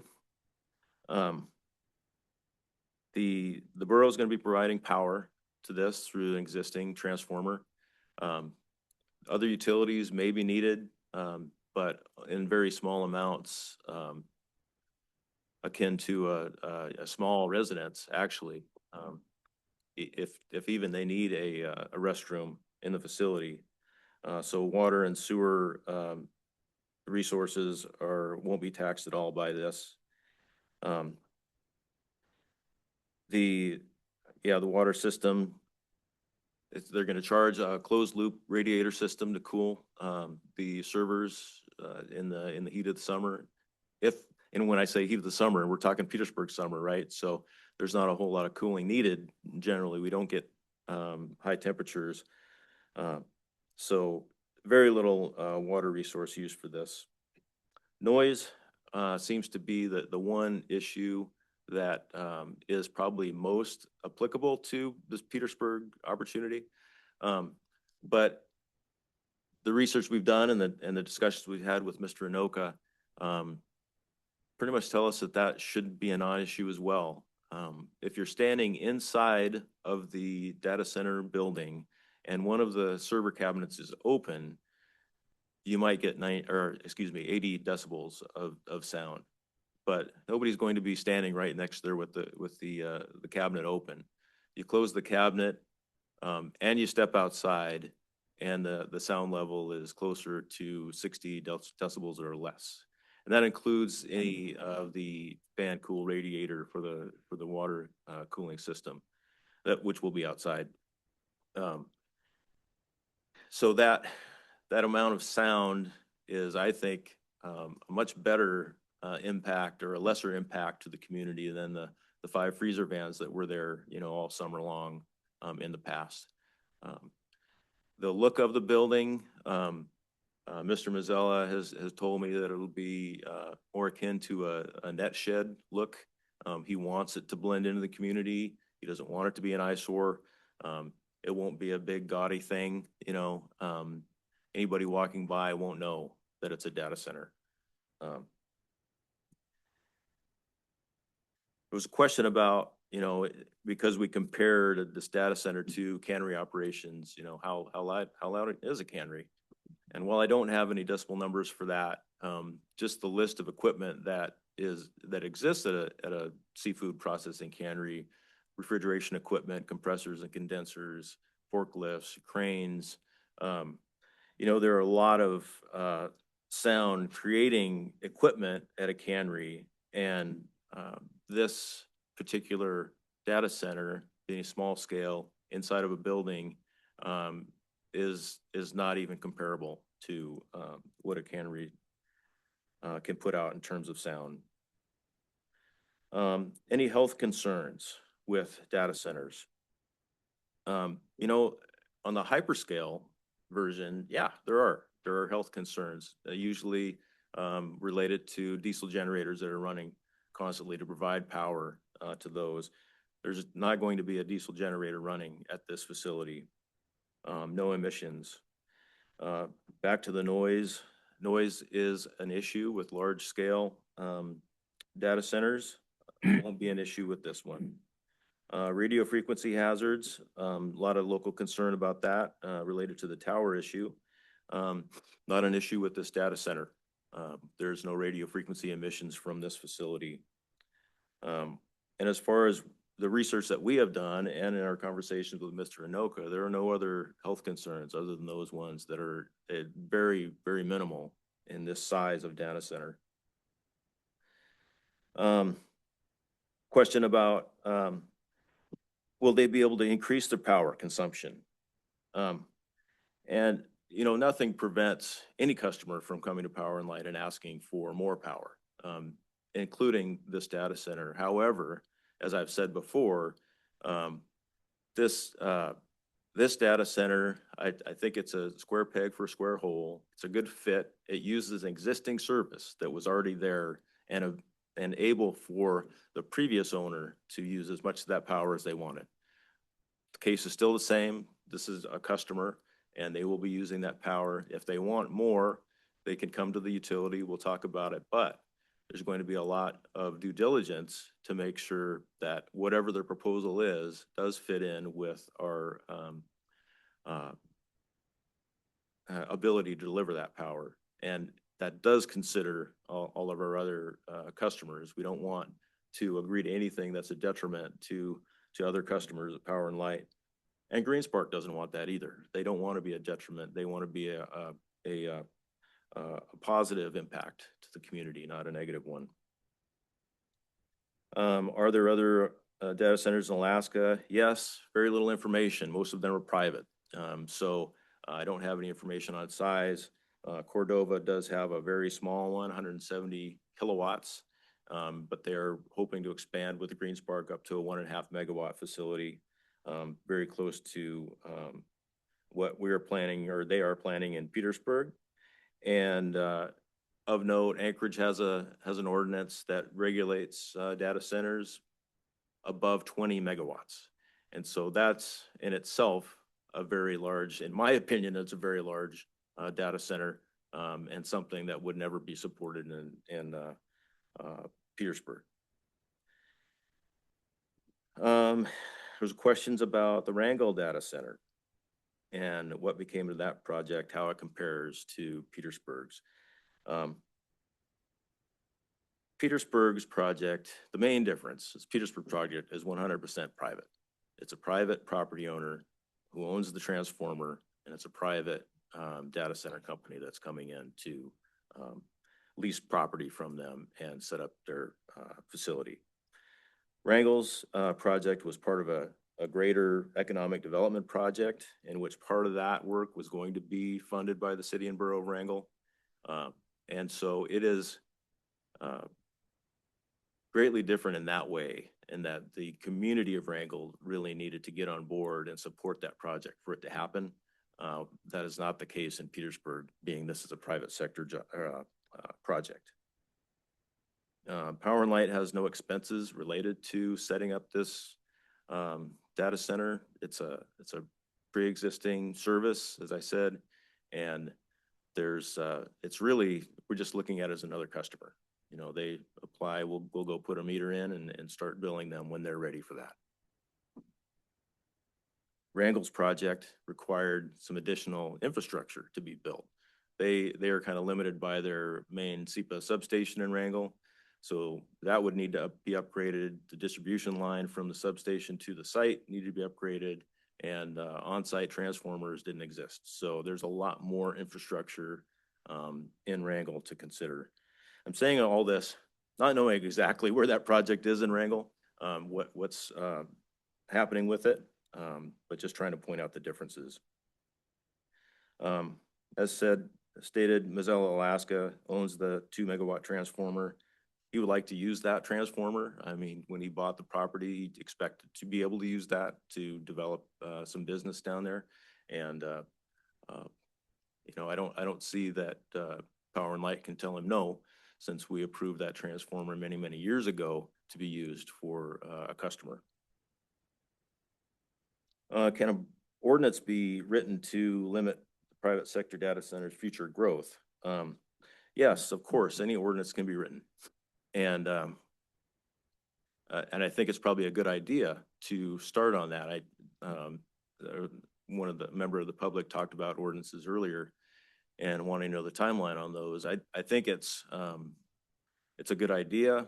It would be great to protect the community from large data centers that come in, but you have to realize that we only have so much power, and everybody's keyed on that quite a bit. We can't sell more than we have.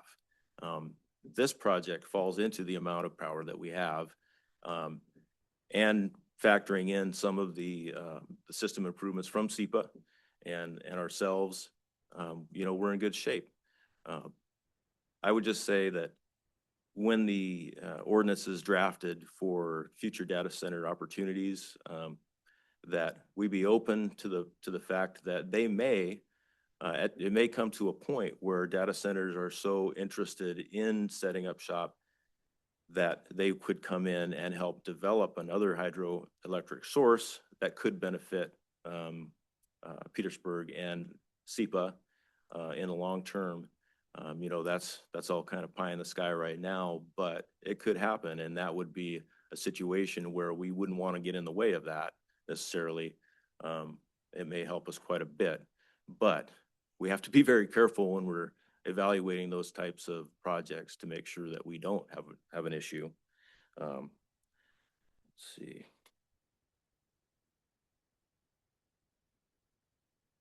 Storage battery questions. The issue of fire protection came up last time.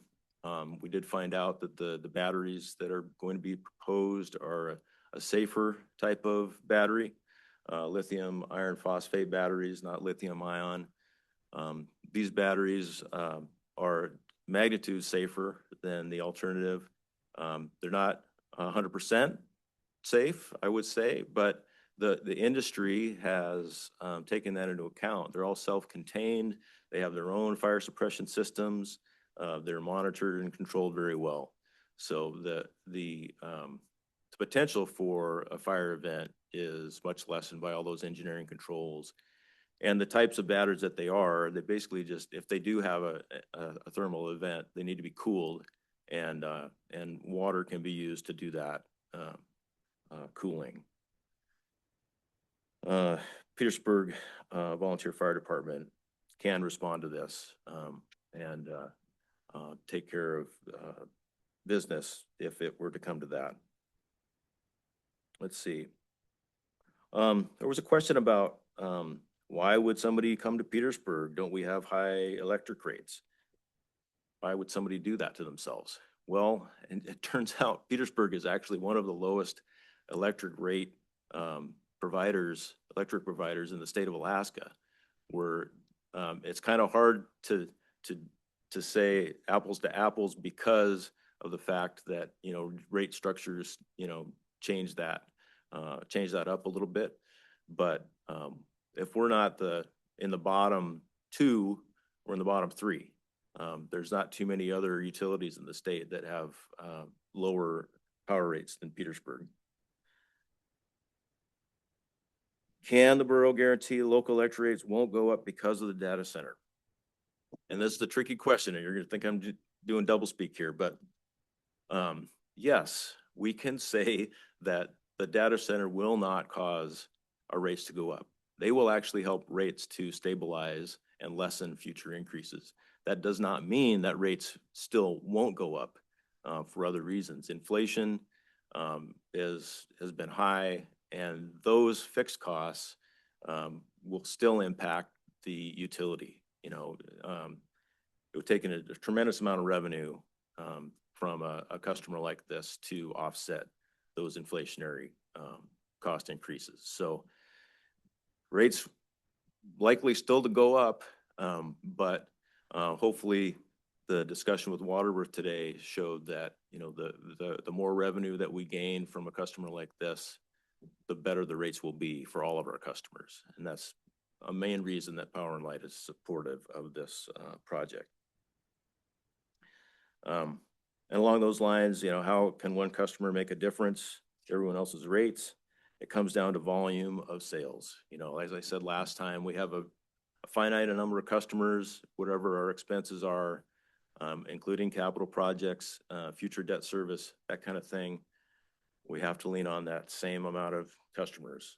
Well, this one customer equals, you know, several hundred normal residential customers. So that helps a dramatic amount in our outlook on rates.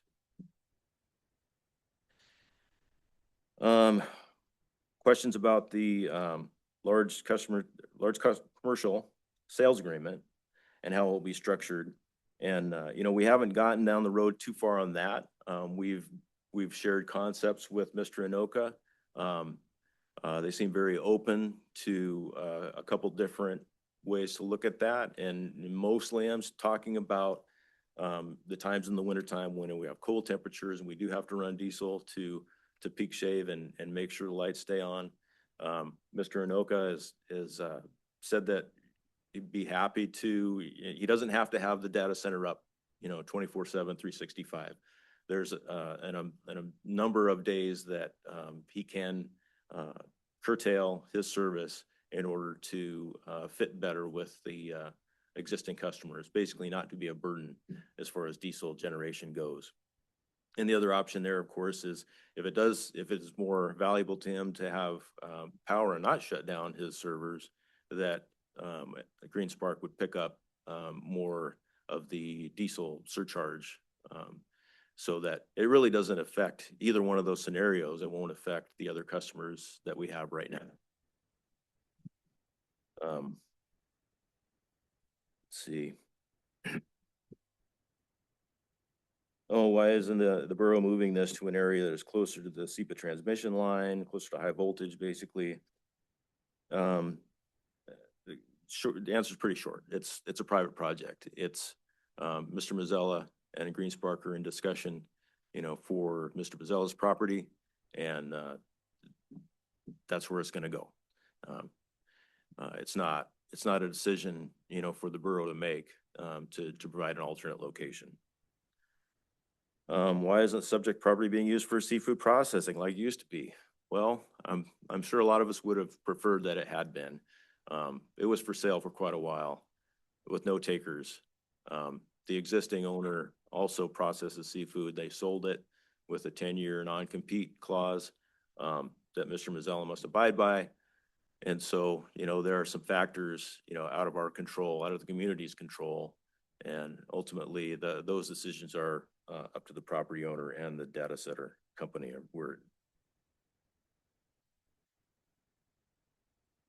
Questions about the processing plant. How much power did Ocean Beauty use when they were in full operation?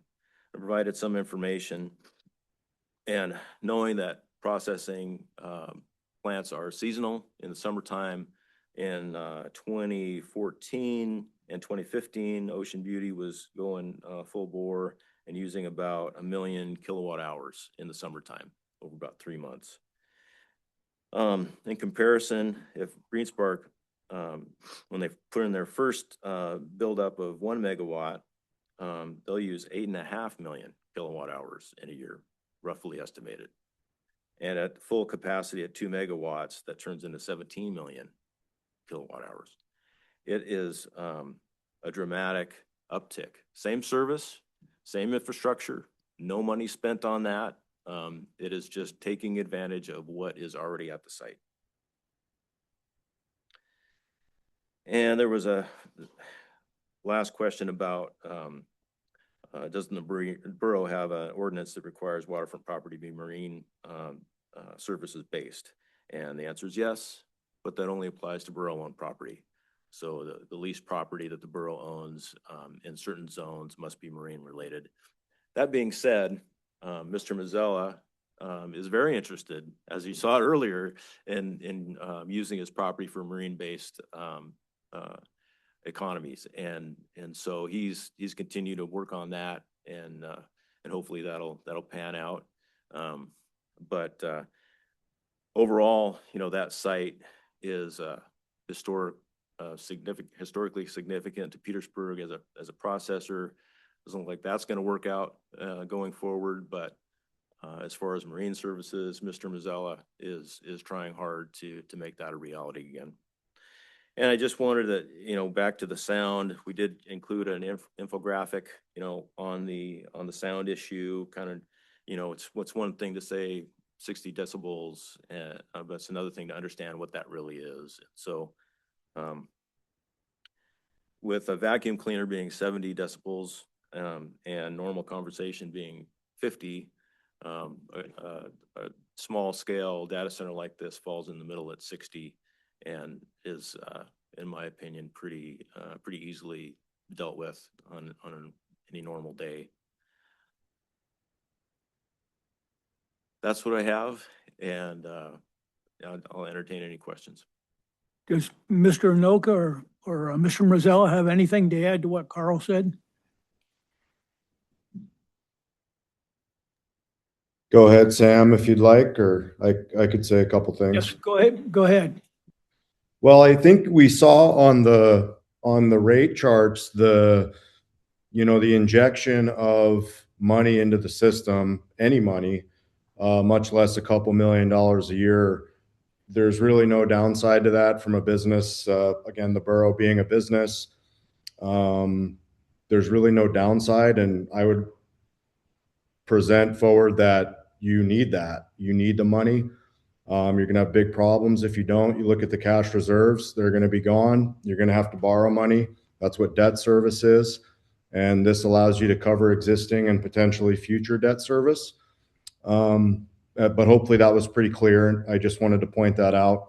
Another thing too, I think maybe gets, people probably just aren't aware, is that all my properties, not just this one, but I have several in Petersburg, various companies and different things.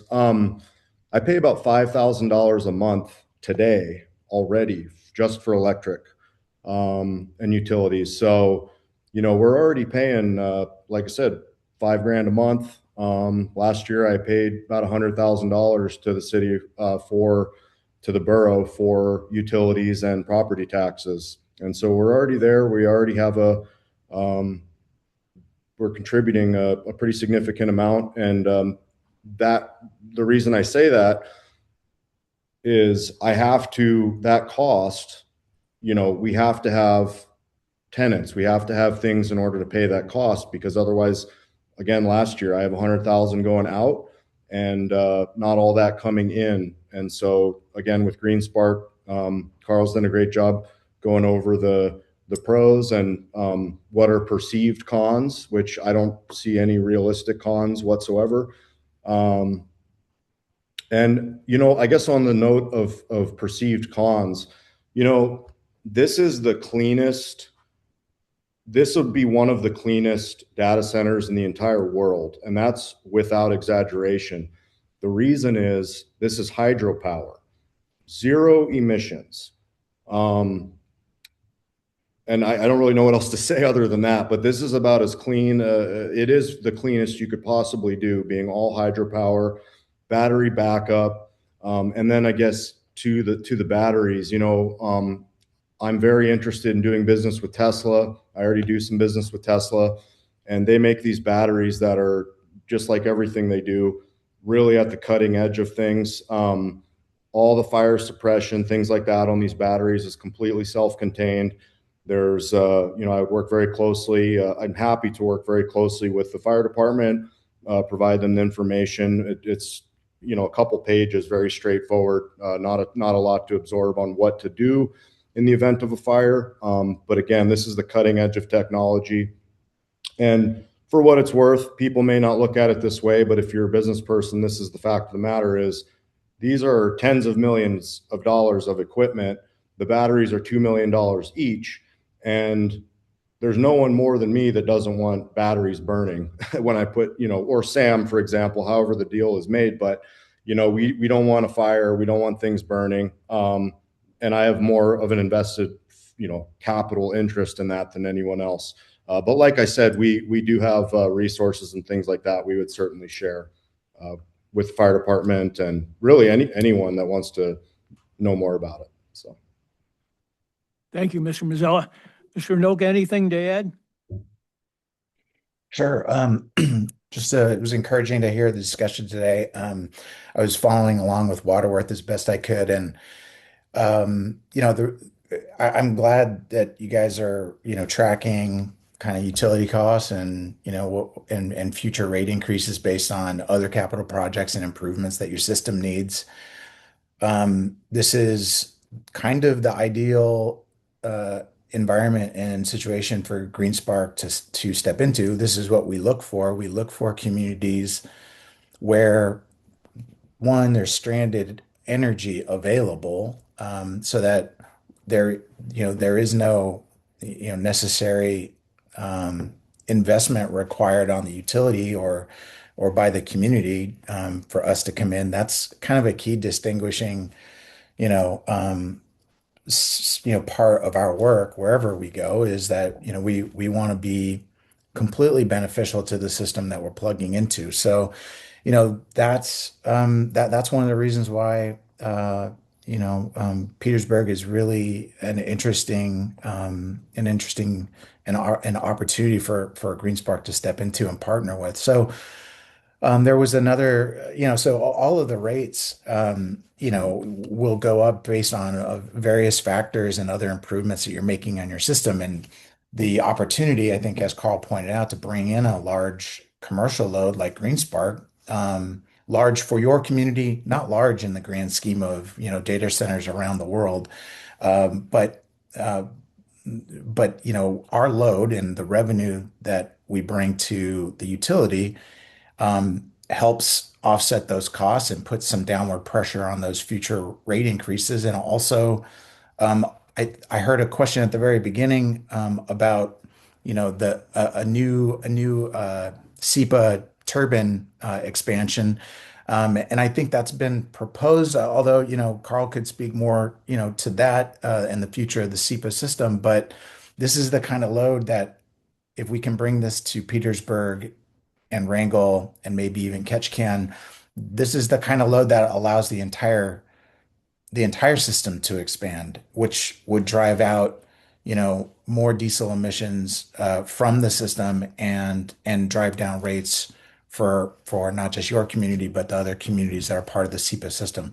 So we definitely, if it was the case that we came into a community and there was real contention about how much energy we needed versus what you already need to serve, your town and community, we wouldn't have advanced this discussion to this level, because it's really, it's really part of our core value set that wherever we go, we want to be a win for the utility, a win for the entire community, and it needs to square with our business plan.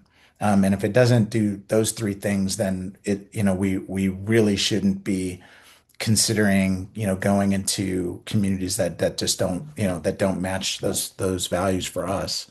So at the end of the day, I'm thankful that Andrew reached out to us, and that we've engaged, Carl and Steve at the utility to kind of talk through the issues and answered a few questions to local reporter Olivia. So so far so good. We're excited about the opportunity, and we'd love to be a step forward into the future for Petersburg. Thank you, Thanks. Mr. Noka. If I may add one thing, and Carl, this is for Carl, but I wanted to point out, since Sam just reminded me, the question at the beginning, I think it was maybe one of the last public statements, but about the third turbine and the capacity and things like that. I appreciate all questions, and great people are asking things. I think there was a little bit of a misunderstanding with the premise for that question. Again, if Carl could expound upon this, but the third turbine is new service. Like that's not already spoken for. In fact, as we know from the previous presentations, the current 2 turbine capacity is not spoken for, and a lot of power is just being wasted by the water spilling over the dam. So I just wanted to point out, thank you for all the questions. Maybe some clarification on that if you think so, Carl. Mr. Mayor, I can talk about that. So SEPA does have a project to add a third turbine at Tyee Lake. It will raise their total output to about 36 megawatts from that facility. Portion of that, because Tyee Lake is dedicated to Petersburg and Wrangell on the north end of SEPA's system, Petersburg will obviously benefit from that. By no means is the power from that third turbine spoken for or maxed out yet. It allows for planning to occur, and for SEPA and for the community, the member communities of the agency. That turbine won't be spinning all year round. That turbine is really more geared towards horsepower, not power, meaning that in the wintertime when the 2 older turbines are maxed out, this one will spin up and provide, the more horsepower to get through those peaks so that, we don't have any diesel generation going on at all. And that, from our calculations, shows to be in many years in the future of no diesel runs, due to winter peak shaving. So it's going to be a very beneficial project. Again, that's a SEPA project, and they are planning to complete that in calendar year 2027.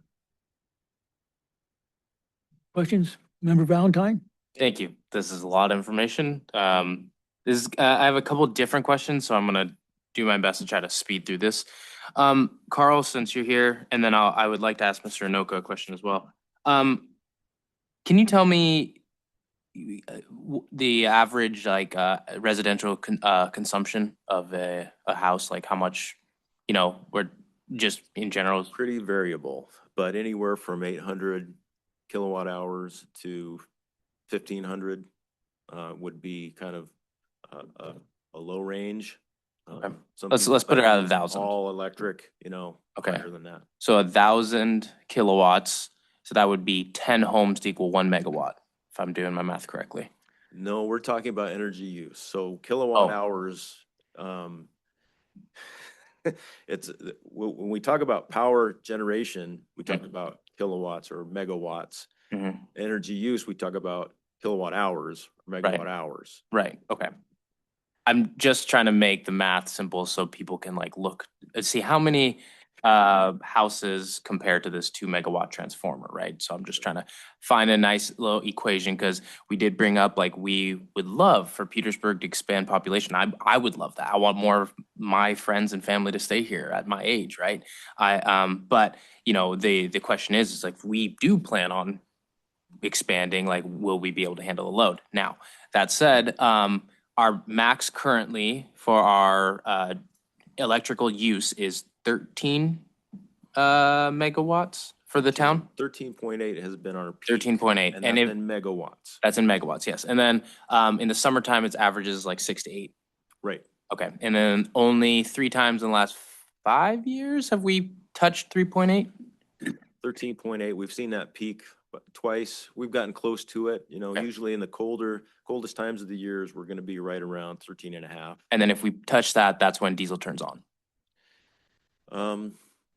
Not necessarily. Depends on a couple different factors, but generally, yes. Okay, and then and that only happens during the peak times of the day. So in the morning, and yes. In the evening, yes. Middle of the day, no. Middle of the night, no. Okay, and then the Green Spark is willing to work with us, you know, on good faith. But what ensures that they would like turn it off if we told them, hey, turn it off? You know, we're getting to that peak. What ensures that? Well, Is there have any the insurance? sales agreement, the large commercial sales agreement. A large commercial sales agreement between Power and Light and Green Spark. That is what you guys are doing. Okay. Yep. And also, if they were like, hey, we don't want to shut this down, we want to use diesel, also in that contract says that they will pay for the extra diesel. Correct. Themselves.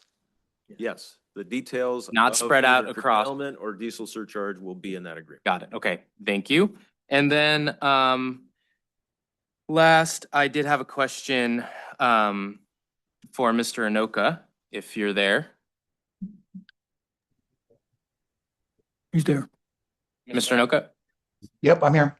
Hi, my name is James. I was just curious about your closed loop system for cooling. I have an engineering background. I have an engineering degree, but maybe I might understand it a little bit. So I'm just curious what that closed loop system is.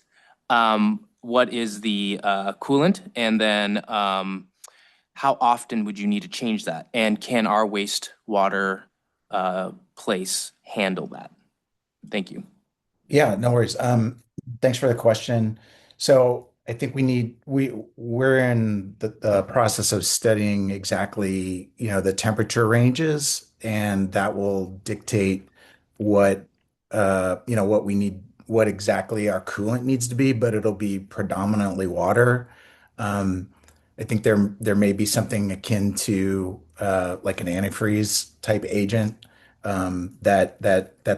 that's a mix of that's mixed into that water if you know if the coldest of the cold weather temperatures warrant it.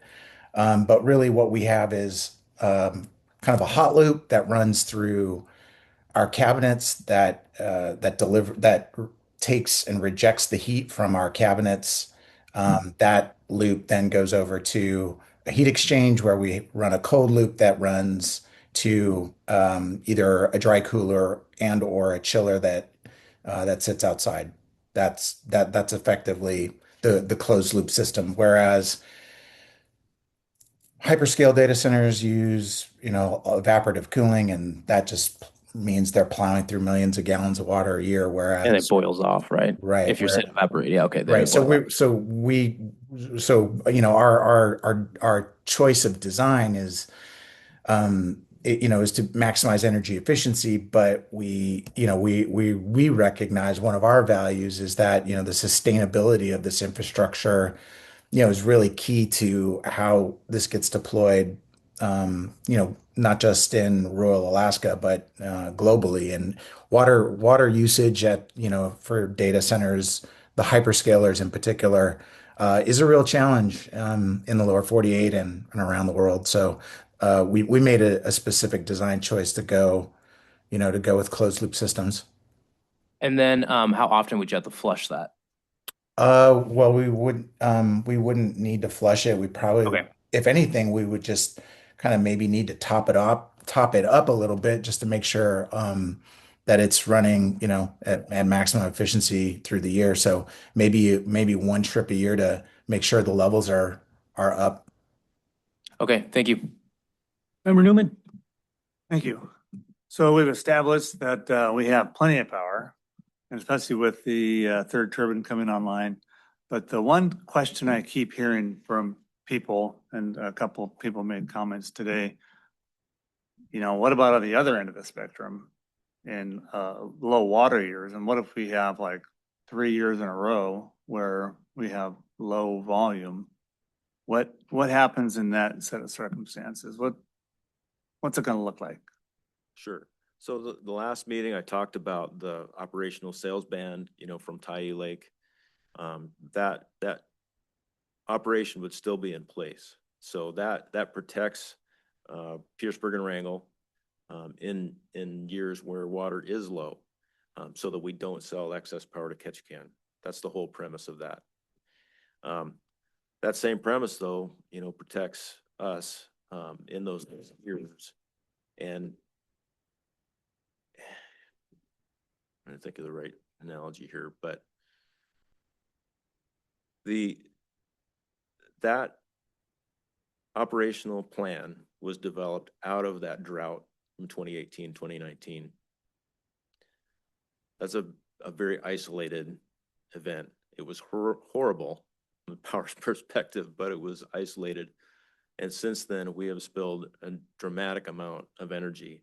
It's like feast or famine, with that 1 year being the famine, and then the feast being every other year of Tyee Lake existence.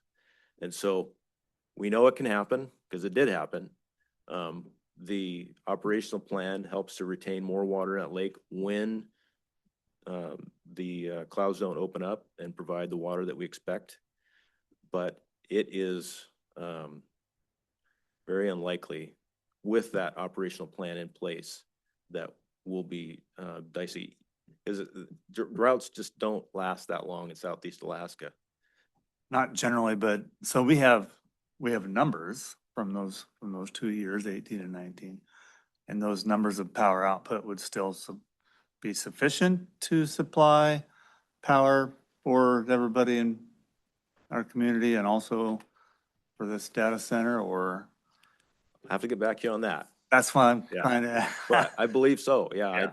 I do believe so. Okay. So if the battery bank wasn't sufficient, for like a long-term solution, then we have enough diesel capacity or diesel generator capacity to solve that, basically. Yeah. So the battery that you're talking about is the Green Spark battery, or is that more like just like a real temporary? And maybe Sam can add to this, but in my estimation, it's kind of like a uninterruptible power source for your computer. It will activate if we have an outage in town.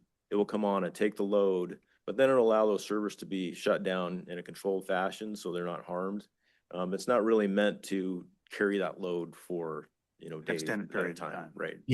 Yeah, that our battery is really designed to provide, at most maybe an hour or two of sustained load. It's not intended for us to operate at a long duration. It's really to give us an opportunity to have a managed shutdown if there's an extended outage at the utility level.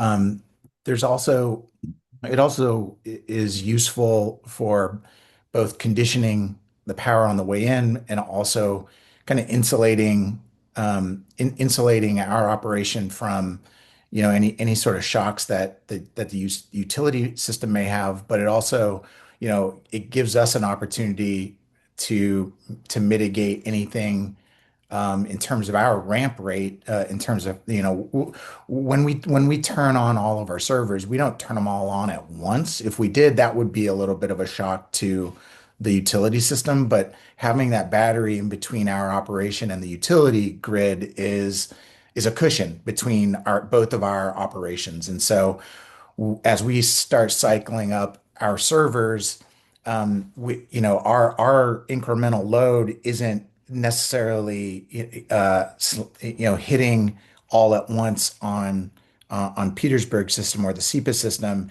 it's gradually, it's graduated on its way into the system, if that makes sense. So again, the battery is really just to mitigate, short-term interruptions, and give us a chance to have an organized shutdown if there is going to be an extended outage. That's very interesting and good information. It's I guess I just never really visualized that the SEPA power would be, basically flowing through the battery bank. Yeah, and I would just like to add one other kind of interesting fact here is that, we've kind of talked about a data center managing its workload according to what's going on the local grid. And GreenSpark is currently in collaboration with several national laboratories, and University of Alaska Fairbanks, which is where I went and got my undergrad degree, and the energy program up there, as well as key commercial stakeholders down here in the United States, the lower 48, like NVIDIA and other of the big AI companies. So the concept of what we're talking about being grid responsive with our workloads, that is the talk of all of this sector right now, is everybody's really, really, really interested in cracking that problem. And I started GreenSpark 10 years ago to start focusing on this problem. And 10 years ago, it wasn't a big issue. Now it is. The world is paying attention to this very closely. So it's not a leap by any means to say that the work that we'll be embarking on to solve these kinds of issues in partnership with the utility and Cordova Electric and all the other microgrids around Alaska that we're going to be working with. It's not a stretch at all to say that this is literally the cutting edge of where this industry is today.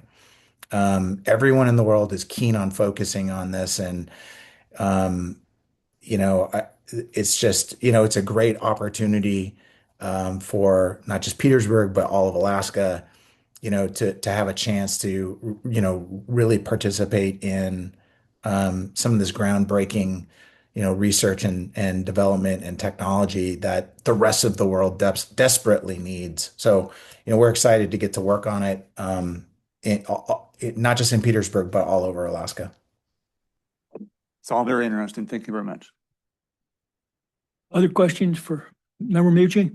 Yeah, not so much questions, but I just wanted to thank Carl and Steve and Andrew and Sam. I mean, I asked to have this back on the agenda again because I wanted to make sure that the community had another opportunity to kind of hear this presentation.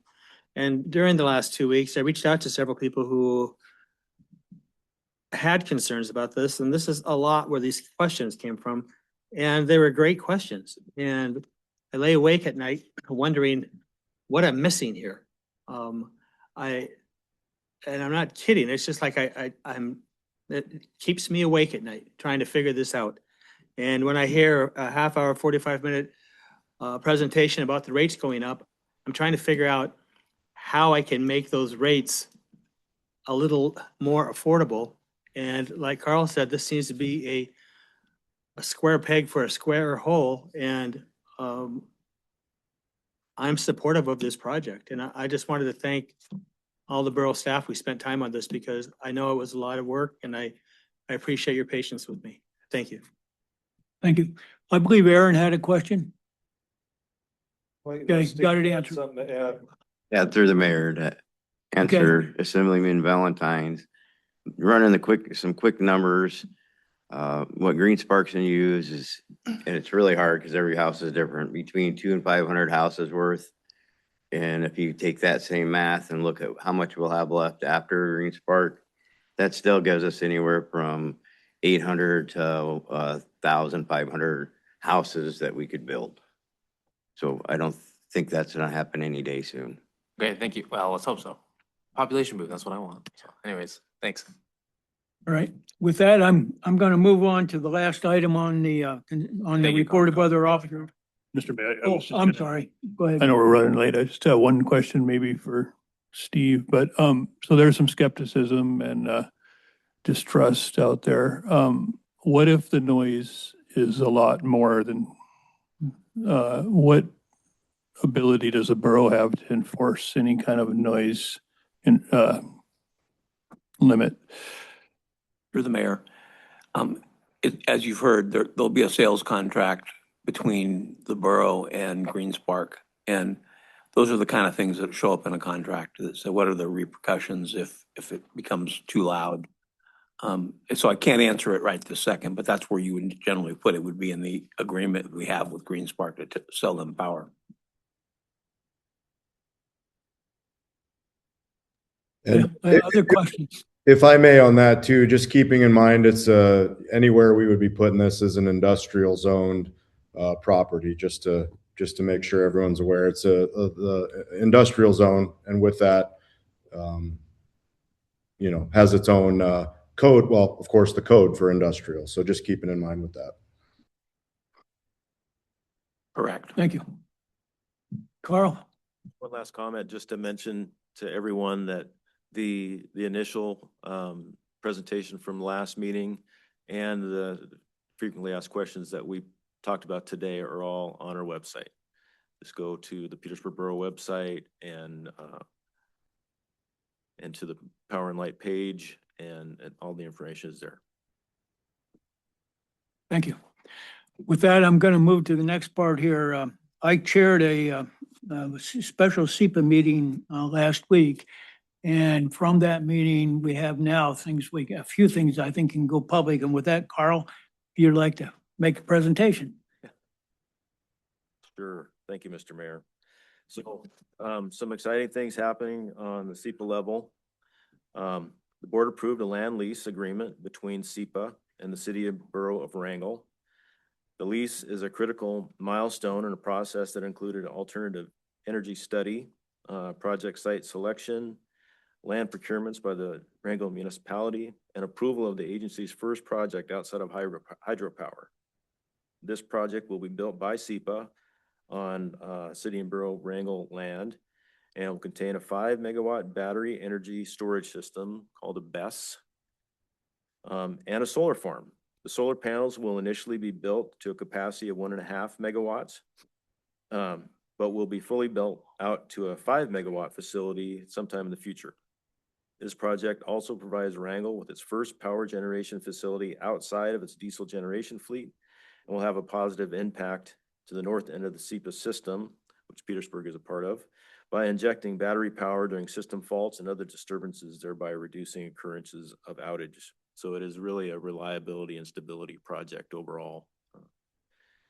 The board also approved a contract with Commonwealth Associates to advance design on the Wrangell Solar BESS project to construction-ready documents for a summer 2026 start. So yeah, that is this summer. They're going to start on that project. The board also approved a new 5+ year contract with current SEPA CEO, Robert Seidman. Mr. Seidman's knowledge, experience, initiative, and personal energy have made him an outstanding asset to the agency, and the board is pleased to approve this longer-term contract. The CEO is now secured in a contract to lead the agency through FERC relicensing for both Swan and Tyee Lakes, which is an enormous process. Tyee Third Turbine Project and the Ketchikan Substation Project. Of course, also the Wrangell project we just talked about. And lastly, the board approved a change order with McMillan Design Engineer on the Tyee Lake Third Turbine Project to cover a larger than anticipated effort to coordinate and manage the equipment supply contract. The additional work performed by the engineering firm was made necessary by the projects being split into an equipment procurement phase and a construction phase. But it was critical to ensure that the construction phase proceeds smoothly once the equipment that's being built right now is delivered to the remote site out at Tyee Lake. Project is still on schedule to be completed in 2027. Questions for Member Mnuchin? Yeah, thank you, Mr. Mayor. Yeah, thank you. I had a question about the solar farm. Is there a plan for a solar farm here on Mitkoff Island? There is not at the present time. The effort that SEPA went through to identify what's the right amount of solar for the system landed on one project, and that one, the site was better in Wrangell, so they went in that direction.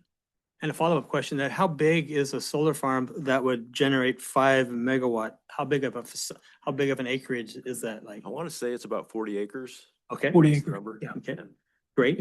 And then the Wrangell Solar / BEST project construction, is that kind of like a prototype that would help us with our BEST system with Crystal Lake to town?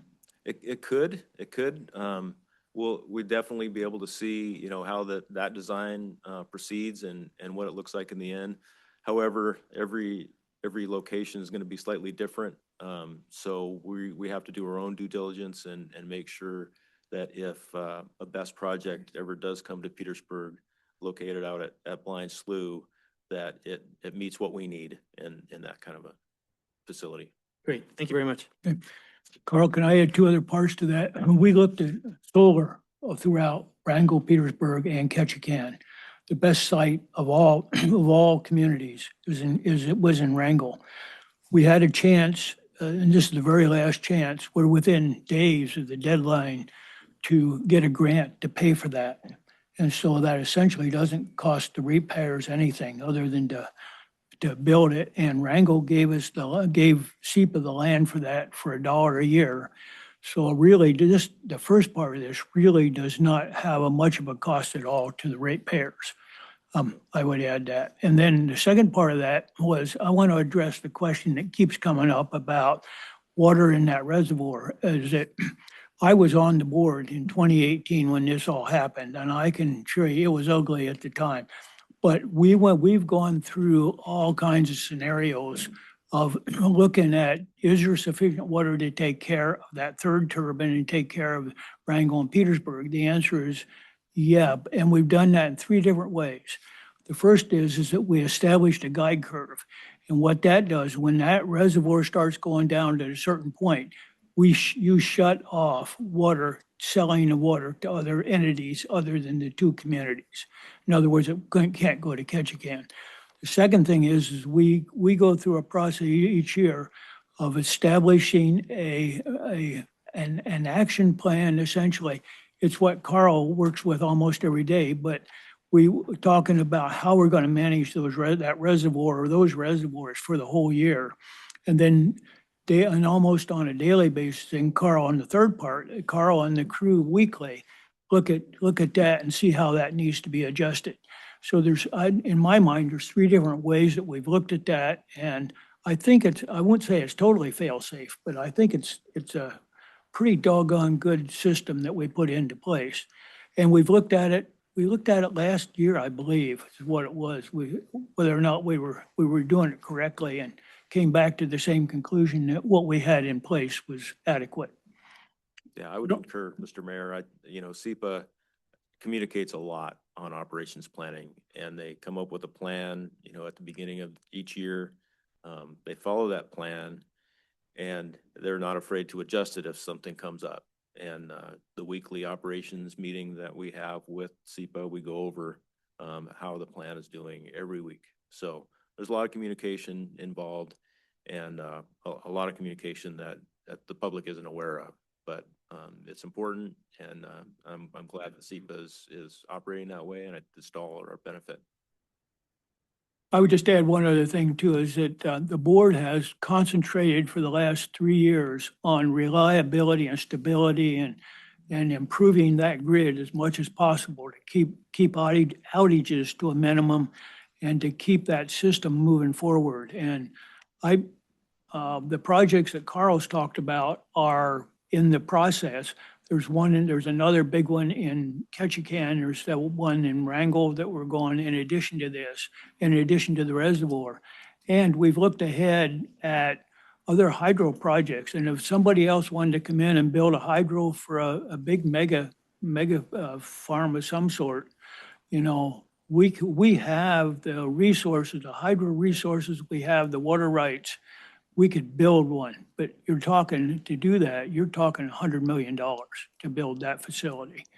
and it would take about 5 years. But everything's there. We've done the studies. We've got everything prepared if that needs to be done.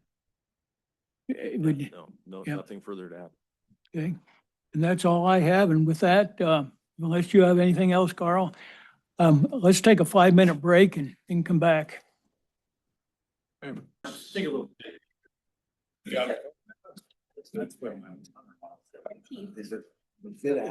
I'd like to bring the meeting back to order again. With that, I'm going to move on to the mayor's report today, and that I have a number of items on there. Let's talk Little Norway Festival for 2026 begins next week. Petersburg will be celebrating our Norwegian heritage with many community events. The schedule can be found on Chamber of Commerce website at www.petersburg.org. Wishing everyone a safe and enjoyable celebration. EMS Week proclamation. Governor Mike Dunleavy has proclaimed May 17th to the 23rd as Emergency Medical Services Week in Alaska. EMS Week highlights the critical role these responders play in protecting public health and safety, often serving on the front lines of emergencies in our communities. The proclamation is attached to the agenda. Federal legislation, H.R. 8401. This legislation, introduced by Congressman Begich, would amend the Marine Mammals Protection Act of 1972 to allow the transport and sale of pelts and related products made from northern sea otters taken for lawful subsistence purposes in South Central and Southeast Alaska. If enacted, the bill would support Alaska's native cultural practices, provide new economic opportunities through the sale of unaltered and minimally altered pelts, and help address sea otter population impacts on commercial and subsistence harvest. I have a couple retirements I'd like to announce here. Sergeant Derek Thorsten. The Petersburg Police Department would like to recognize and congratulate Sergeant Thorsten on his retirement after 25 years of dedicated service to the Petersburg community. Throughout his career, Sergeant Thorsten has served Petersburg professionalism, commitment, and a steady dedication to public safety. His years of service reflect a deep commitment to the people of this community, his fellow officers, and the mission of the Petersburg Police Department. Over the past 25 years, Sergeant Thorsten has been part of countless calls, investigations, community events, and moments where Petersburg residents needed help. His experience, leadership, and service has made a lasting impact on the department and the community he served. And then I'm going to move on to retirement announcement for Chris Weiss from the library. Thank you to Chris Weiss, who's retiring after 38 years of service to the borough. I think she was the longest serving employee, to the borough at the public library. Throughout her career, she helped guide the library through major technological changes from the earliest days of dial-up internet to today's high-speed connectivity. She served in many roles, including clerk, tech support specialist, and passport acceptance agent, helping connect her community to information and to the wider world. We thank Chris for her dedication, innovation, and lasting contributions, and wish her all the best in her retirement. Thank you, Chris. And with that, we'll move on to the manager's report. I will try to make this fast. Stephanie covered some of the status on the aquatic center. She talked about the ground radar. What we're doing is trying to make sure we can identify where existing pipes and conduit is, so that when we go to cut the floor to replace the sewer line, we do limited damage. It cuts our costs if we can do this well. So we're working through that. Did get notice, this is not in the report, but it's important. While we were sitting here, got a text from our Juneau lobbyist. There's a chance that we got some grant funds from the state. I guess it's the one positive thing with all the price of oil going up is the state's got a little bit more money. Includes a $541,000 grant for the aquatic center sewer line and $1.1 million to the Petersburg School District for their security access control project. It's not a guarantee. There's a couple of steps that has to happen, but I'll take it as good news just because. Stephanie Payne helped Tyler Thane get elementary school students into the pool for one more round of water safety before the summer begins. Reminder, Parks and Rec staff will be closing the facility at 3 p.m. on Friday, May 15th to host events downtown for Little Norway. We've had a kind of a surprising surge of requests for permanent moorage, and the waiting list continues to grow as harbor is full. Our first tour ship arrived on Sunday. The numbers will pick up as we move into May. Thank you to Public Works, Water and Wastewater Departments for setting up the portable bathrooms in the City Hall parking lot. Harbor seasonal cleanup has begun, treating wood floats, fire hosing the parking lots, and cleaning up the winter sand is taking extra effort this year. Crew has started painting and touching up parking and loading zones as the dry weather allows. Streets crew, just a big thank you to them, installed a disabled parking space at the Rec Aquatic Center. And we've got preventive maintenance ongoing at Motor Pool, and the street sweeper and the boom truck remain out of service pending arrival of repair parts. It may take us all summer to get all the sand up, especially with the sweeper down. Building maintenance completed installation of carport support beams for the police department. We addressed some plumbing issues at the police department and initiated cleaning and restoration of the water fountain at the museum. Pump Station 4 project is advancing with increased activity expected over the next 2 weeks and potential traffic impacts, and I think everybody's seen those notices. Please follow them if roads announced as closed. We installed a remote telemetry unit, at the Baylor Pump Station to enhance SCADA monitoring. Water Department is working with RMC Engineering to resolve programming issues affecting plant startups. And the library received a grant from the Petersburg Community Foundation to assist with the purchase of a new self-check kiosk. Scow Bay Generator 2 project design is progressing with 95% plans due to the borough by May 1st. Power and Light will be requesting consideration of a bond ordinance and ballot question to fully fund the construction. Steelhead Enterprises is being working on the storage building addition at the Scow Bay Pole Yard. Work will be completed in May. And Power and Light has been working with Parks and Rec to develop and then implement a plan for the ball field area lighting grant. Power and Light is working with Macmillan to develop a scope of work for a feasibility study of the BESS system you've heard us talking about at the Blind Slough Hydro Project. A BESS would help reduce brownout occurrences. Power and Light is exploring a project to provide the public with electrical outage status updates through an SMS text messaging and email notifications. The system would be opt-in only. Preparations are underway by the mechanic for the June SEPA shutdown to ensure smooth, reliable operations. EPS will also be on site the week of the 11th to tune the Scow Bay 1 generator controls following emergency repairs can be completed this winter. I continue to work with Tidal on the sales contract.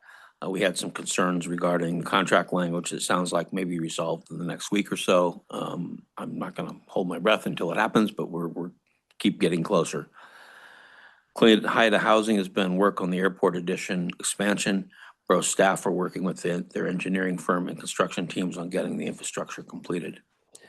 Aaron and Thomas will start working with Harai and Associates on the revisions to the borough standard specifications. I've asked them to work with Harai in focus on the road piece first to get us prepared for potentially the South Midcoff subdivision. And the borough's negotiating team has been meeting with members of PMEA to work on the new labor contract for the next 3 years.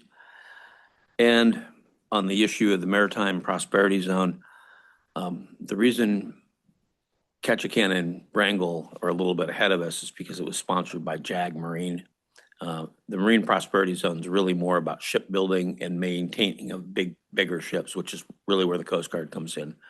We've not heard any rumors of a Coast Guard mooring station happening in Wrangell, although I wish them the best for that. It's really more about repairs to the bigger Coast Guard ships going on. I have asked Liz and our federal lobbyists to kind of look into it, find out is there a place for something like what Petersburg does at Scow Bay, and whether or not, and with Biston and Rudder, and whether or not that would have a benefit for us.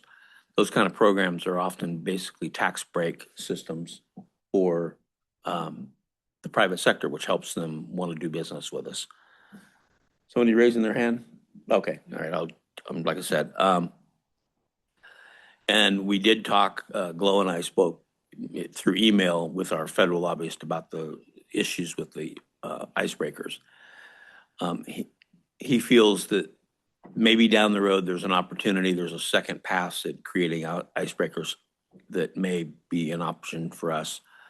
This first one, they want them farther north. But we don't have, the Coast Guard's notoriously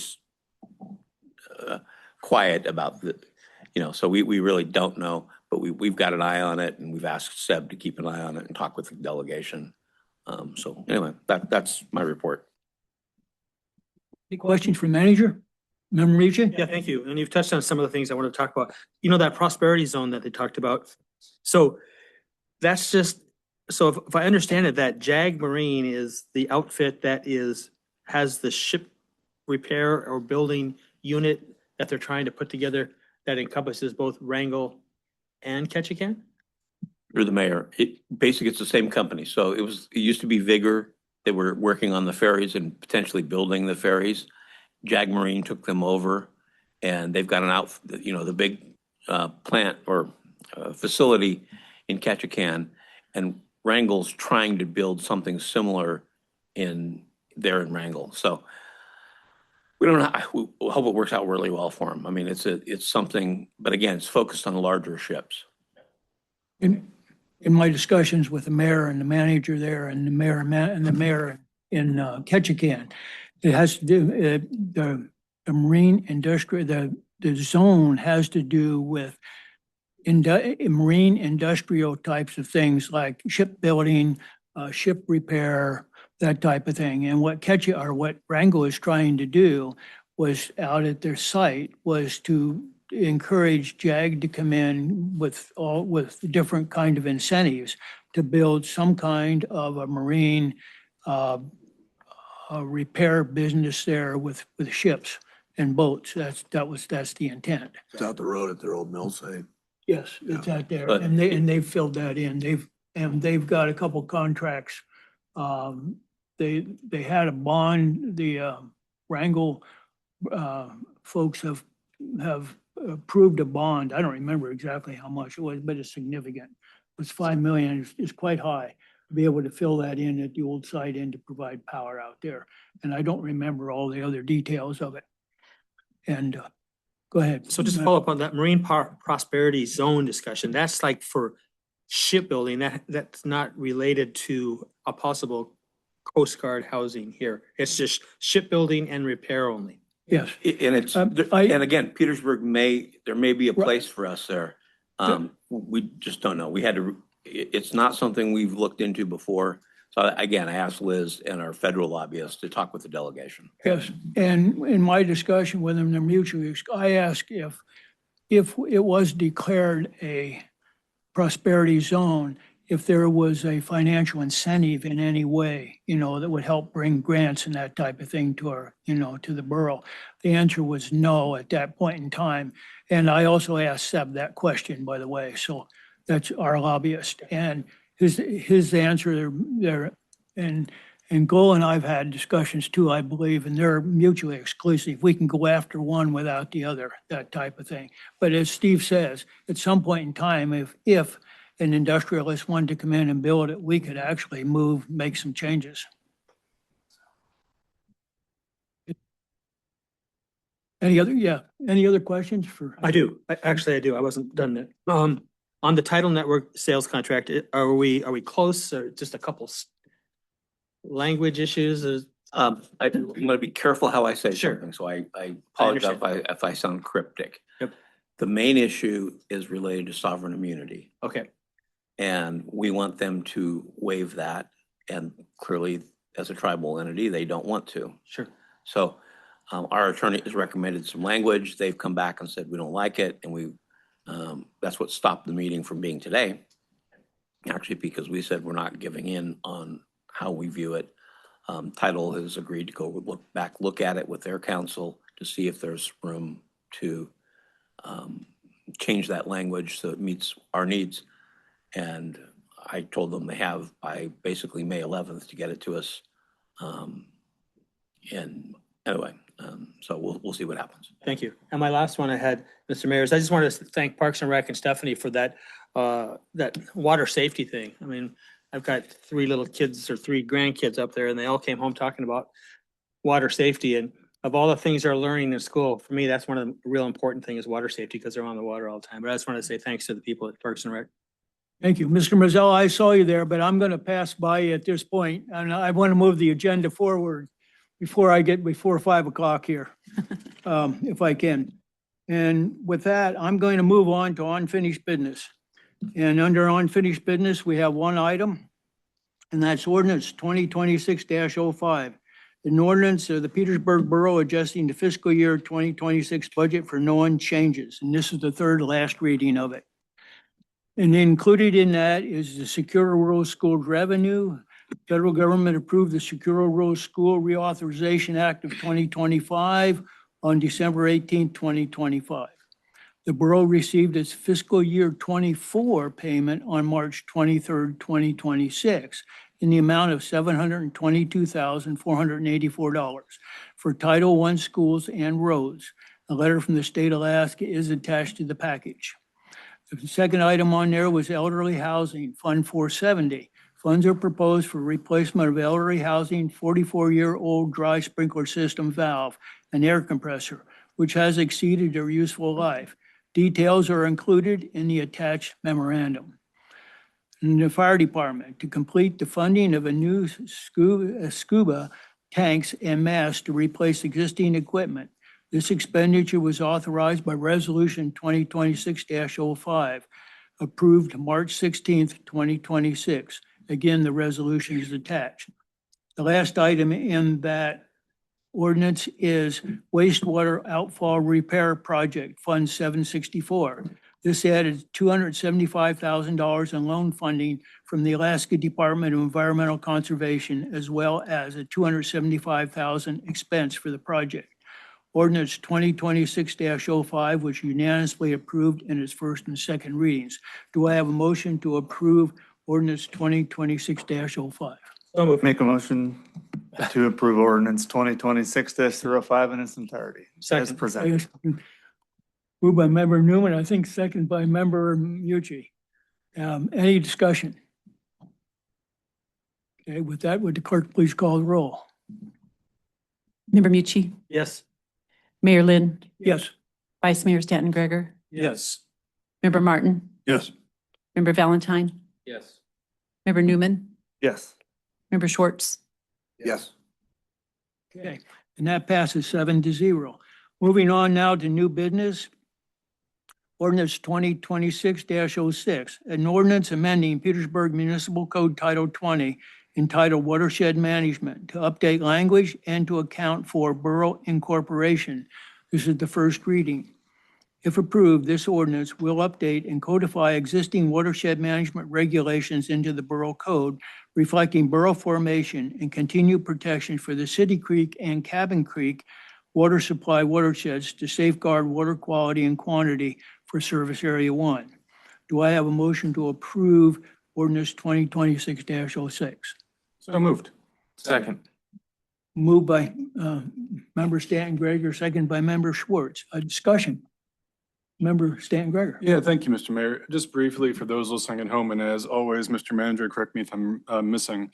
There's definitely more of just a housekeeping thing going from City of Petersburg to Borough of Petersburg to update language, more of a housekeeping item. Through the mayor, correct. We asked Carl to do what he could on some of these outstanding ordinances in the power and light and utility world that have not been converted to borough language. So he's working through them. Right on. That's all I had for those listening at home. Thank you. Any other questions? Okay, would the clerk please call the roll on ordinance amending the Petersburg Municipal Code Title 20? Mayor Lynn, Yes. Member Mucci, Yes. Vice Mayor Stanton Greger, Yes. Member Schwartz. Yes. Member Newman, Member Valentine, Yes. Member Martin, Yes. Okay, that ordinance passes 7-0. And then next item on there, an ordinance amending Petersburg Municipal Code, Chapter 4.80 to adjust the marine passenger fee to address increased borough costs associated with services to and infrastructure for marine passenger vessel and their passengers. This is the first reading. If approved, this ordinance will amend the marine passenger fee by increasing the per passenger charge to address rising costs for public safety, harbor operations, sanitation, emergency response, and other borough services and infrastructure impacted by marine passenger vessels, while codifying the change in the municipal code with the increase effective January 1st, 2027. Do I have a motion to approve the increase in marine passenger fee? I move to approve ordinance 2020-26-07 as written. I'll second. Been moved by Member Valentine, seconded by Member Mucci. Discussion. Member Mucci. Yeah, thank you, Mr. Mayor. When we were talking about this originally, I kind of went down from the community to community, and I'll just share with some of the information I had. Ketchikan enacted a marine passenger fee in 2025, and theirs is $13 a head, $10 for lighter passengers, and plus they get they're part of the state excise tax program. Wrangell doesn't have one, but they're part of the state excise tax. Juneau has a local one of $5, and they also have a $3 fee for port infrastructure, as well as the state excise tax. Haynes charges $9. It's going to go up to $12 in 2027 and to $13 in 2029. Sitka has no dedicated head tax, but they are involved with the state excise tax, and Skagway has no dedicated head tax. But I think this is I'm glad, thankful for Jody and the staff for putting this forward, and for James for keeping on it. I think it's much needed. Looking forward to it. Thank you. Any other comments, questions? Okay, hearing none, would the clerk please call the roll? Vice Mayor Stanton Gregor, Yes. Member Martin, Yes. Member Valentine, Yes. Member Newman. Yes. Member Schwartz. Yes. Member Mucci, Yes. Mayor Lynn. Yes. And that also passes 7-0.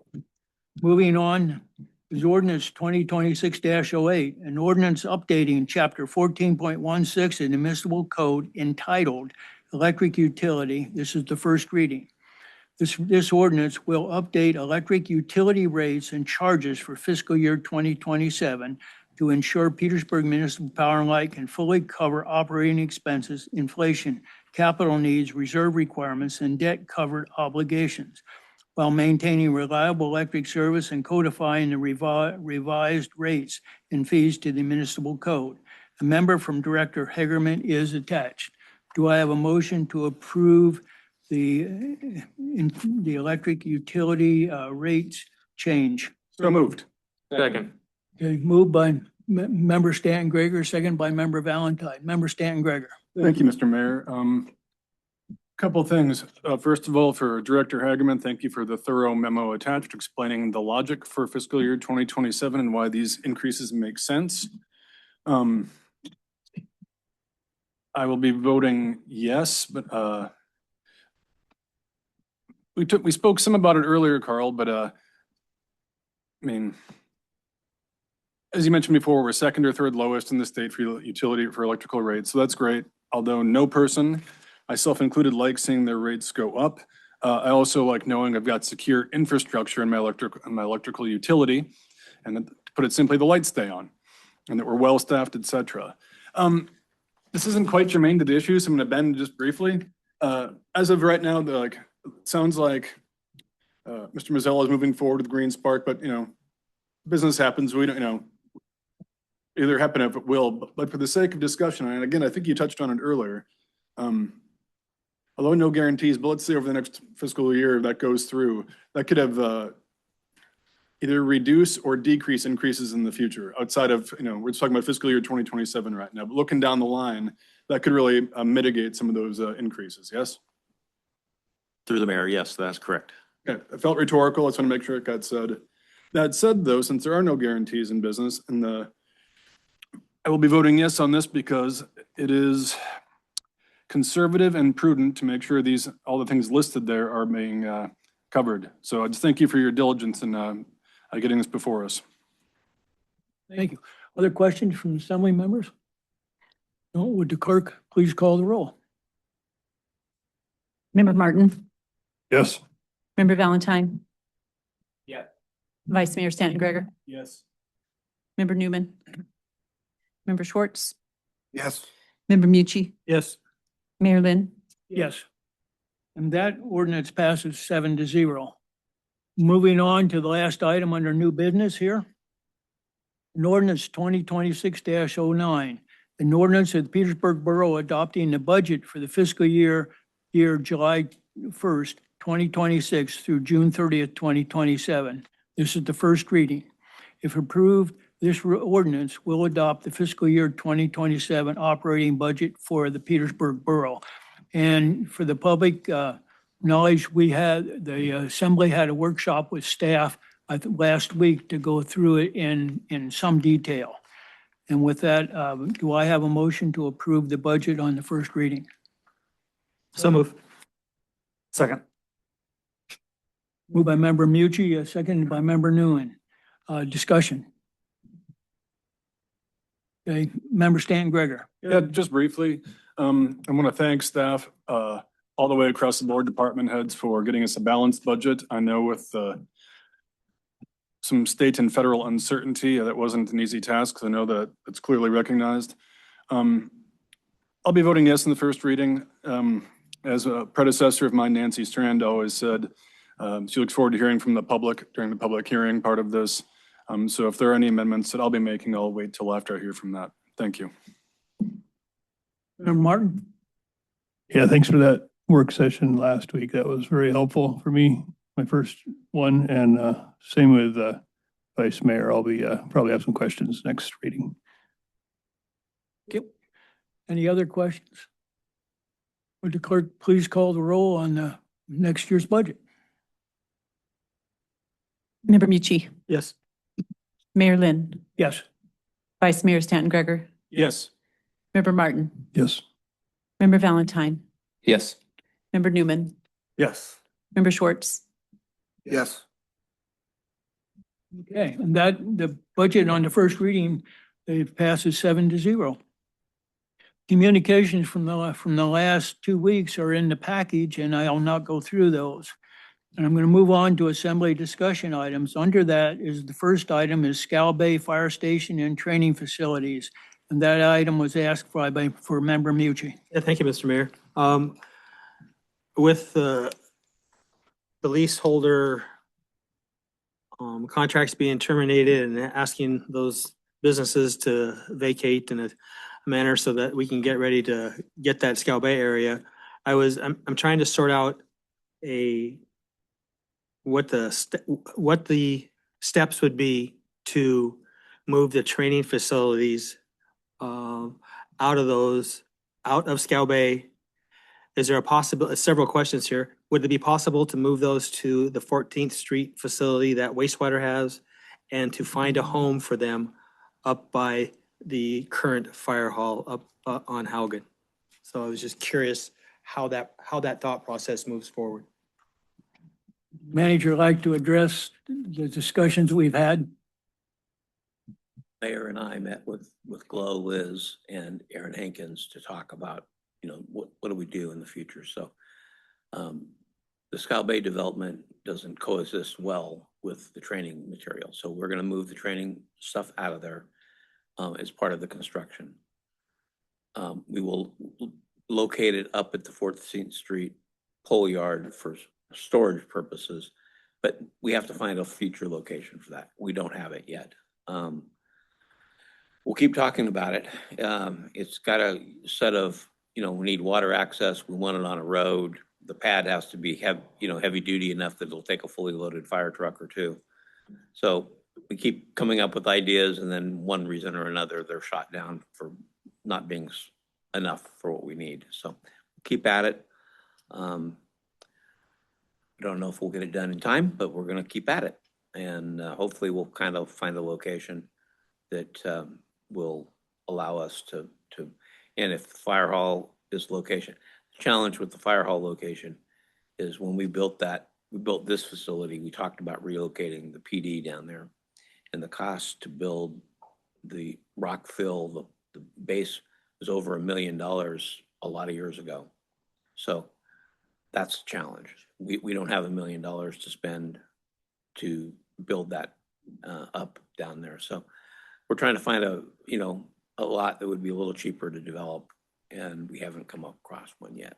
So And I would add to that, two other things is that the discussion was also temporary versus permanent. I'd like to have something permanent, but you don't know. But then the cost of that, and then other places I think that were looked at, there was no water. And so you would have to bring water in for some considerable distance.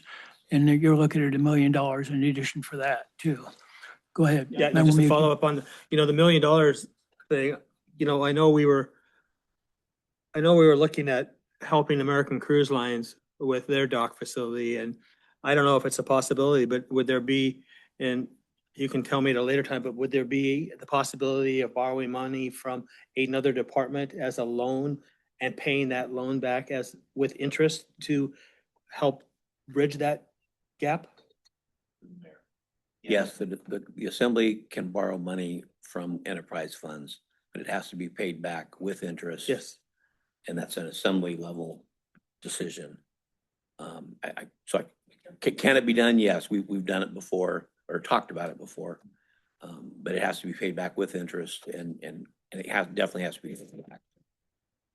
Fire department is a general fund, so it'd be the general fund borrowing from an enterprise fund, having to pay it back, which hurts the general fund, having to pay interest. So anyway. Great, thank you. Yeah. And the other part of that, Member Mucci, is we were talking about is if we had a place, if we had a plan, then we could also look at possible grants or other options. But staff has some more work to do, and that's what they're chasing around right now. Would hope to have something to bring back here, in another month or so. Plan was to meet again. Yeah. And kind of go through some of the ideas that folks had. Thank you. Okay, second item on the agenda is Petro Marine Property, Harbor Department use. The item was requested by Member Mucci. Yeah, thank you, Mr. Mayor. When we're talking about this data center potentially going in over here on the Ocean Beauty dock or the property that Mr. Mazzella, is there going to be a need to move harbor equipment from that area to a different place? I know in the past, we've looked at the Petro Marine property as a place to store stuff. And I don't know if that is back on in the conversation about a possible use for a place to store harbor equipment. And I'm just throwing it out there. So if you ask Glo, she's going to say it's never been not off her list. But the last vote of the assembly was do not move forward with it. So if the assembly wants to address that, then you have to put on an action item on an agenda and instruct us to do so. I understand. Thank you. Yeah. Anything else on that item? Thank you. Member Stanton Gregor? Yeah, I would just chime in, I guess it'd be for Glo or the manager. I don't think Mr. Mazzella's project necessitates moving the current equipment though from where it sits in Middle Harbor right now though, would it? It's on borough property, if I believe. Not that I know of. That's what I thought. Just wanted to clarify. Thank you. And we still have the option. The harbor master also has the option of looking at other sites too for storage of equipment and, looking for a building. If they chose to do so. Moving on here, use of electric vehicles for borough fleet. This agenda item again was requested by Member Mucci. Yes, I've had several people when we were talking about the solar farms out the road and somebody says, well, what about, has the borough looked at electric vehicles? And I know they're fire hazards, but that was the question. And I figured we'd get an answer so that I could not have to worry about that as well. Thank you. Mayor. Alaska Marine Line's barge service will not take an electric vehicle. They had a big fire. They won't take them anymore. And the ferry is very limited. I think it's 2 vehicles per trip. And even then, I've heard rumors of people here in town who have electric vehicles. You can't get them off the island for repairs. We are not looking into electric vehicles until that whole world gets a little more stable and can work with kind of our needs. Thank you very much. And the other two items that are on there, Mr. Mayor, we've talked about them at length, and so I'm good to go. All right, thank you. Mr. Mayor? Yes, Member Stan Grader. Thank you. If, with your permission, on the maritime prosperity zones, I saw Mr. Mazzella had his hand up earlier, and I believe he'd reached out to the clerk wanting to clarify something. Would that be okay if you? He just did. chimed in for I a quick was second? referring to the mayor. Yeah. I was trying to not push this on, so I was shutting, I asked him not to. So you'd like to move on? Yeah, and I'm gonna hold where I'm at. Okay. Okay, moving on here. Assembly member comments. Does any assembly member have comments? Mr. Mayor, I do. I have. Okay, I did Member want- Mucci. Yeah, I want to thank the electrical, Carl and Steve, and for their patience and answering my questions. I know, I'm sure Carl's tired of hearing from me. I won't send any more 2:00 in the morning emails to you wondering what the heck is going on here, but I appreciate your patience and answering all my questions. I really do, and I mean that sincerely. Thank you. Schwartz. Oh, just, I was thinking about Mr. Torson and his service and lifelong resident, raising kids here, raising family and his service to the community. And then I was reminiscing about, he was on the 1980 state wrestling champion team. So congratulations, Derek. Appreciate it. Yes. Thank you. Yes, by all means to all the employees, yes, retired. Any other comments? Member Stan Gregor? Yeah, just a brief recognition of Mr. John Haverlick. Bumped into him in the post office and they're planning to move south to be closer to family, which I totally get. Mr. Haverlick is, on a personal note, is the reason I have a small business in town.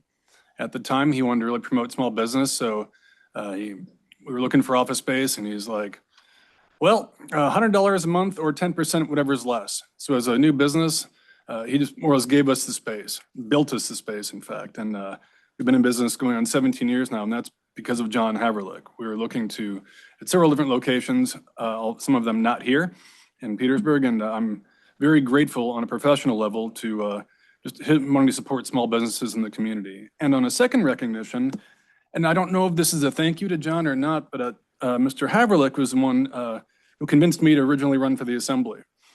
John was seated here at the time, and there was an open seat, and he encouraged me to put my name in, and I did, and got shot down.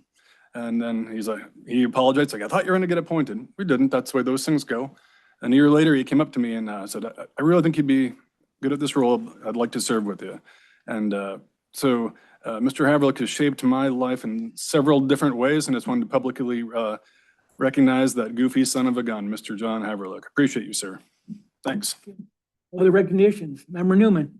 Yeah, recently, last week, I had the wonderful privilege of playing baseball against the Petersburg Viking High School baseball team. And I was not just impressed by like an 80-mile-an-hour fastball, but also the wonderful program that Coach Engel has been working very hard on for quite a few years, and a bunch of really outstanding, fine young men. Decades, yeah. Thank you. Member Mucci? Yeah, one more recognition. I wanted to thank Parks and Rec and Public Works and the street guys for figuring out the handicap parking spot up behind the community gym. There was a request from community members about trying to make it more accessible, and I think it was great that the department heads put their heads together and figured out a solution to an issue that was a concern of the community members. I just wanted to say thank you. Are there any other recognitions? Do I have a motion to adjourn? So moved. Okay, moving to second, all those in favor? Say aye. Meeting is adjourned.